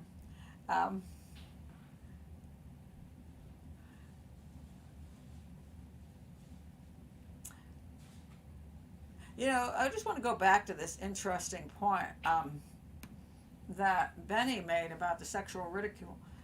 I don't know that she sexually ridiculed him, but if he thought she had had sex with him, he had sex with her, and then she has sex with him. Sometimes people don't do well with the thought of their woman then having sexual relations with another person. It's something a lot of people can't handle. I mean, a lot of people can't even handle that when it's in the past. They're like, they meet some guy and they're like, well, you're with your last girlfriend? What was she like? Or the guy says, what was your last guy like? They can't handle the thought that the woman they're with has already had sex with somebody else. They can envision it in their head and it drives them crazy. So we're not even talking about the past, we're talking about the now.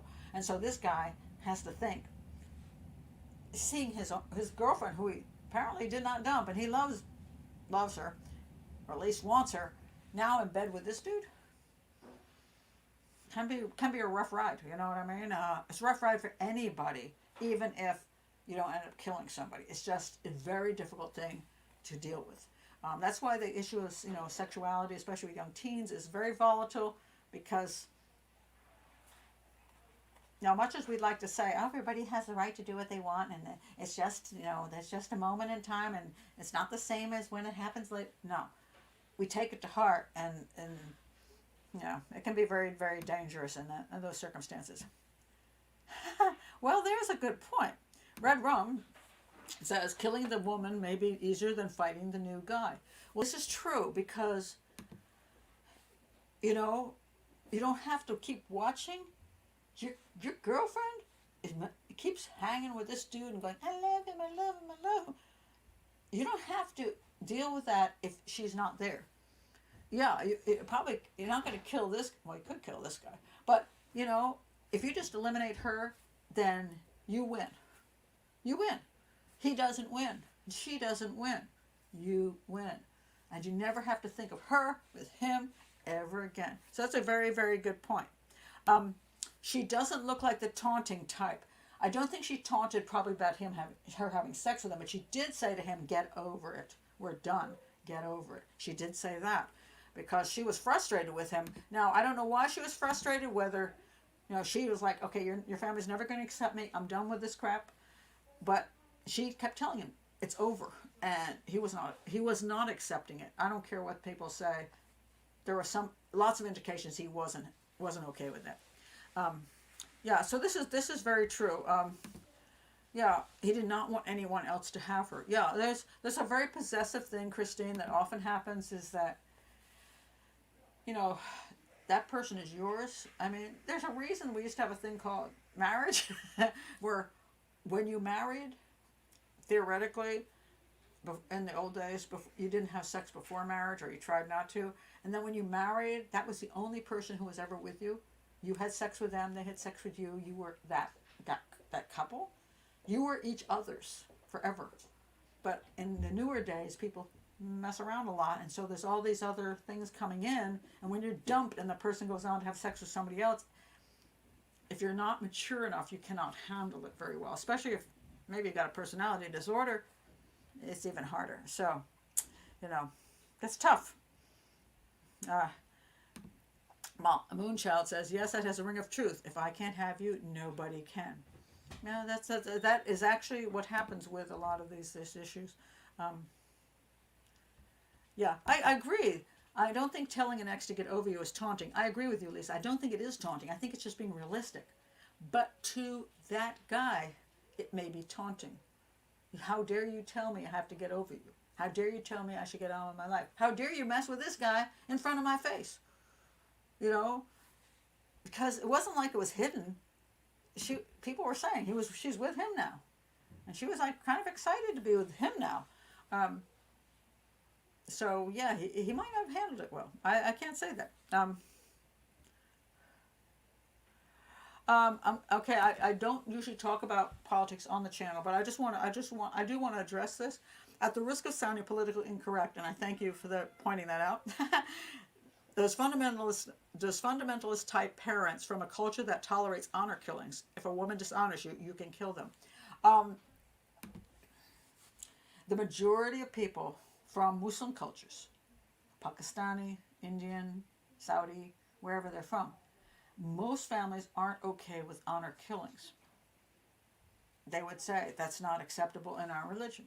However, there are, shall we say, pockets, almost tribal pockets, sometimes in many countries, tribal pockets. And it's not only Muslims, by the way, because there are certain places in India where they're Hindu and they have honor killings. So that's very much more tribal. It's like a very small community that these things are just simply not acceptable.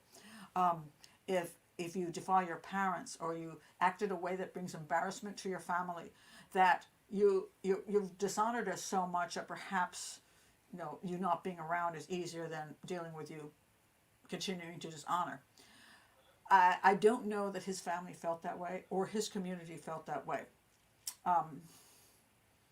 But that was a question that Ms. Chaudry brought up, that she thought that the prosecutor, being a non-Muslim Sri Lankan American, was maybe inferring that, and other people were inferring that it was an honor killing, and so the Pakistani community was being unfairly accused, and that he was being unfairly railroaded because people thought, oh, it must be an honor killing.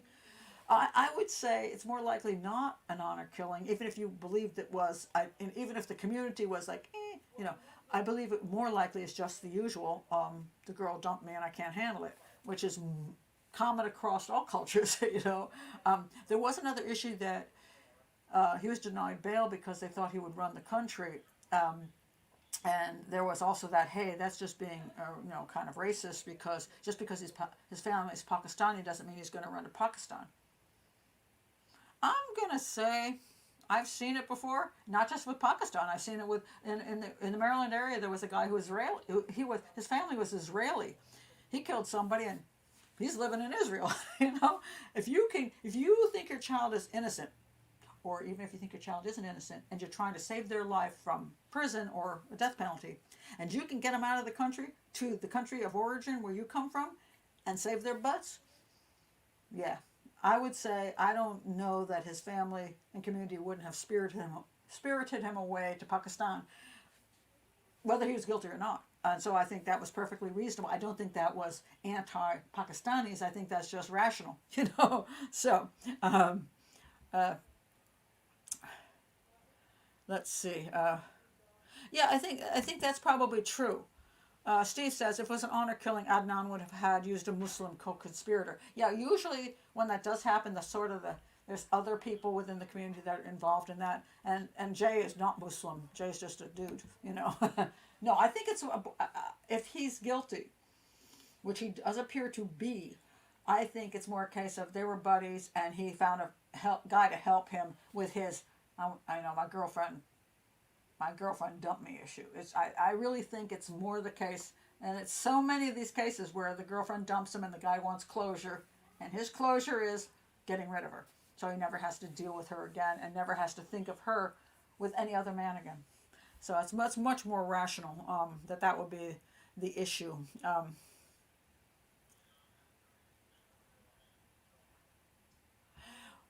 Well, yeah, that you would think that, Benny, but that's actually not true, because it would be much more sensible to kill the other boyfriend. It's easier to kill the rival than the one you love, and then the rival bastard is removed, and has got what he deserved, and Hae would still be there. Yes, but you see, it was her fault. It's her fault, because she picked him over him. That's the problem.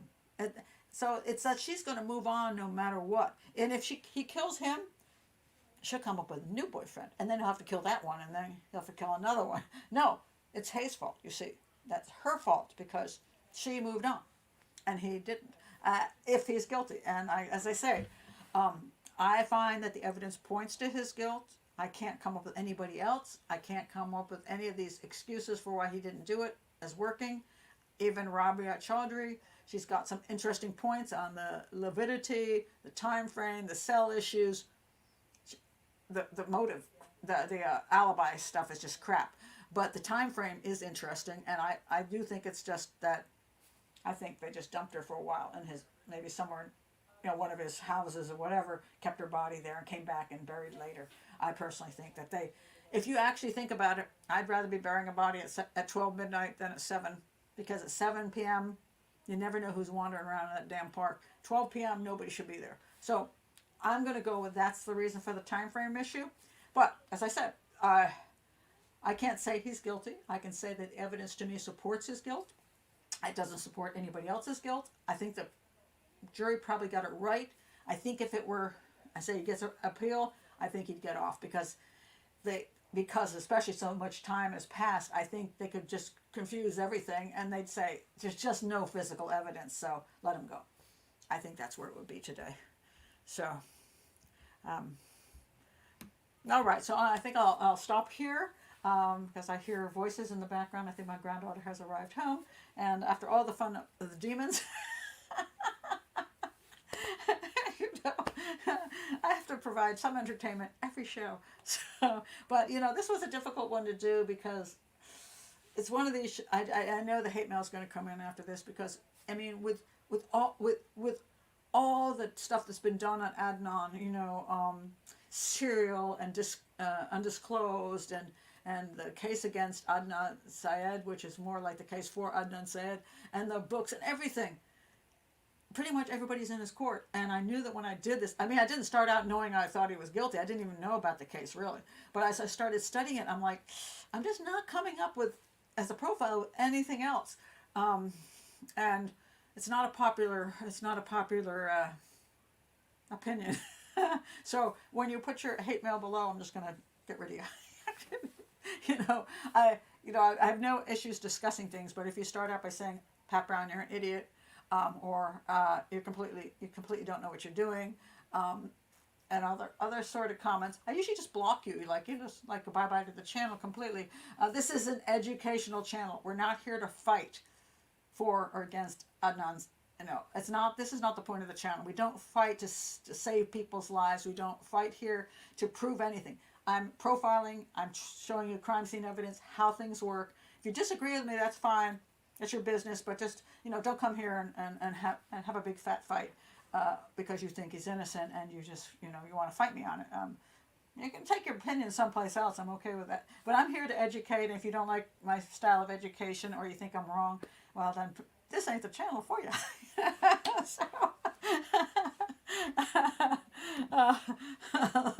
Lisa says, thank you for another wonderfully entertaining and insightful show.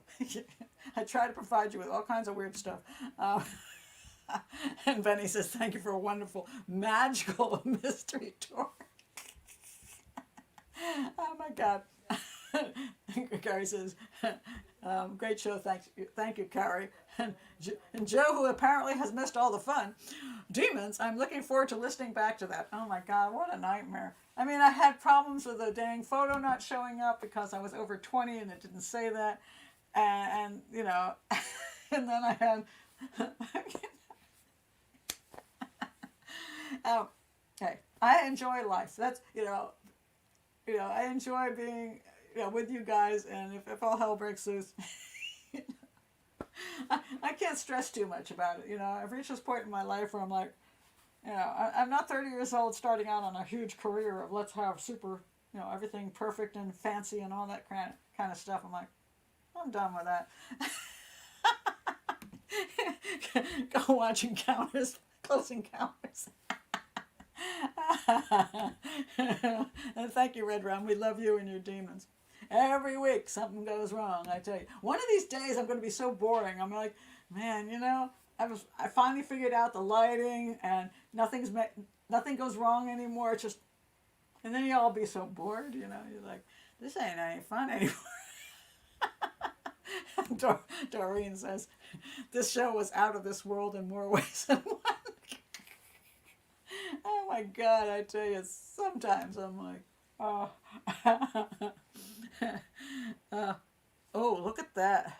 Tikkun says, I will listen at work, going to work on snow removal, cold with more than a foot in Montreal. Oh, yeah. And I came to the beach and it was like 27 degrees last night and the wind was blowing like you wouldn't believe. So yeah, we're not at the beach. We had a great breakfast this morning because of one of our favorite places, which involved Bloody Marys that were really tasty. And we had great poke tuna last night at my favorite Hawaii place, even though we're in Ocean City, Maryland. But I'm like, you have gone to Hawaii, right? And turned out, yeah, the guy who ran it had been to Hawaii, so he was into Hawaiian food. So I'm having fun, and it's just cool to take this with me, the studio. I hope that I can figure out how to make it work more properly, because in the winters I like to get away, and I want to be able to take the studio to Mexico or to Hawaii and still do my shows and not like just take a month off. So I don't know. Oh, that's very nice of you, Lorraine. You make it 1 million views after this comedy gold. No offense. Somehow I think it goes the other way. It's like, what the hell's wrong with this woman? I don't think so. But I just have to have a good sense of humor about life because, I talk about a lot of sad things, and my heart's with the victims and the families of the victims, even if they're the family of somebody I believe did somebody in. It's still a horrific situation to be in when one of your children goes perhaps in the wrong direction, and you want to believe they're innocent, and his mom has fought for him, and it's very sad to watch her in the documentary because she's a mom, and she wants to love her son, and maybe he is innocent, but maybe he's not, but she wants to believe he is, and it's very heartbreaking. So,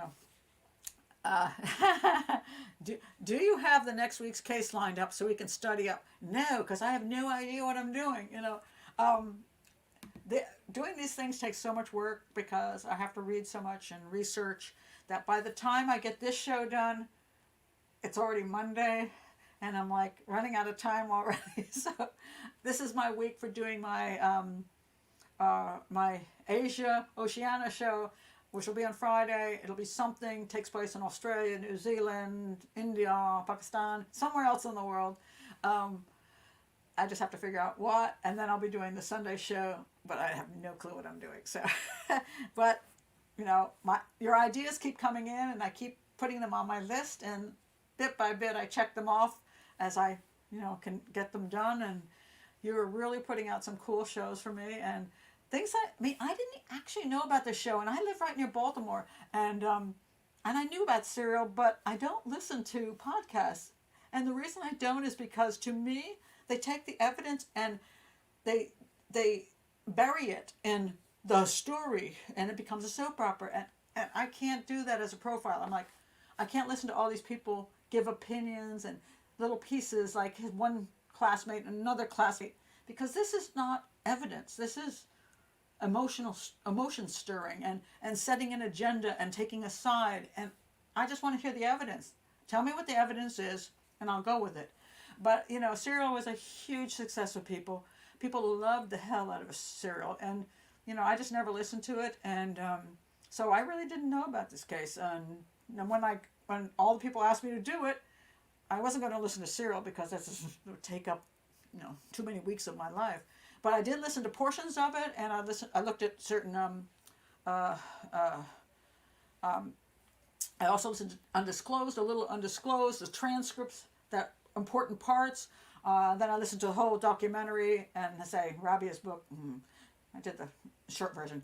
And then I did do a lot of research on the internet on the different issues, the lividity issues and the cell issues. And so I could understand all the different viewpoints. But then I try to point it down to what's important. And what's important was he's got no alibi.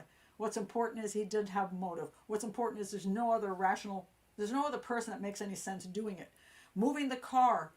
A serial killer wouldn't even waste his time with that crap, or the car would just be dumped wherever it was. She wasn't raped. Jay has no reason to tell this complete story unless he was somehow involved. He had no reason to murder her. He wouldn't have put up with him murdering. He wouldn't have been okay with him murdering her and just say, okay, whatever. I can't get away from he is the most likely person to have committed the crime, and there's nothing that takes me away from that, puts me someplace else. So I looked at the solid evidence that I had in front of me and not a whole bunch of, drama, which is heartrending, but drama. So, thank you, Lisa. Such a fun show. Oh, wait a minute. I have to talk to T. Coon here a second. Thank you for lots of interesting Australian cases. Yes, and not too much happens in New Zealand. I already did one New Zealand thing, right? I got your family annihilator out there. I did that one. Chikun says, oh, I have to tell you this. Okay, so if you're still here, I'm going to tell you the truth on this. So impressed by your scuba diving in Egypt. Okay, this is how fake television is. So I was in Egypt. I was doing my documentary on Cleopatra for the Discovery Channel, and they sent me there early because I'd never scuba dived, so I'd done it in a pool, but I wasn't doing too well because I kept choking because I can't do the mask thing, taking it on and off. But that wasn't the issue. So anyway, they were going to send me to the Red Sea to practice, and so I came early, and then the Red Sea had this huge storm, and so I couldn't go to the Red Sea. So then it got to the day where I was going to do the shoot. Now, I hadn't had the practice, but that was okay. But the day before, I had gone in the water with the videographer. This wasn't for the real shoot, but for practice. And I'm down there with the videographer, and I'm like, can you see me? And neither one of us could see each other because the water was so polluted in Alexandria, Egypt. We couldn't see in front of I couldn't see my hand. Both of us got deathly ill that night. Nobody else. Just the two of us. And we were on the floor throwing up all night long in agony. We were just a mess. And I eat food from all over the world on street foods, and I never get sick. I've never been so sick in my life. And so the morning came, I come crawling out, and they're like, what's wrong with you? I'm like, I was so sick all night long. And they said, well, have you seen the videographer? And I'm like, no. And then eventually I saw the videographer coming down the stairs, and he's like crawling down the stairs. He's like, oh, I'm so sick. So anyway, we did do the show that day, and they were filming me, and I would sit there and go, and I believe that, excuse me, Cleopatra. I threw up the whole throat. And so they're like, we can't have you go under the water because you'll throw up in the regulator and you'll die. So we get to the sea, and what they did was they dressed one of the producers in my outfit. And then I went down the ladder, and they threw water all over me. And then I came up and went, oh my God, that was fantastic, having never actually gone down to see the ruins because I was throwing up. Then the producer went under the water, and they filmed her. And later on, when people said, oh, I saw you under the water, I'm like, didn't you notice that woman had no ass? And that is not my ass. So that's the truth about my scuba diving in Alexandria, Egypt during the Cleopatra show. So now you know. That's the truth. Oh, wow. Lisa says, yes, I did, and I asked for Bain, the one and only New Zealand case of any controversy. Really? Oh, come on. There's got to be another controversy in New Zealand. You go find that one for me.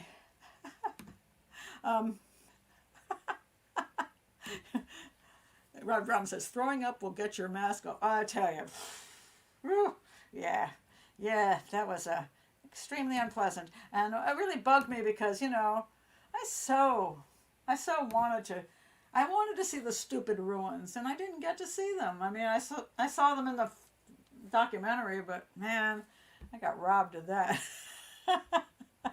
It's a great story. That's hilarious. That's the way things go, you know. It's like, I still can't take the mask on and off. I could never achieve that because for some reason I think I breathe.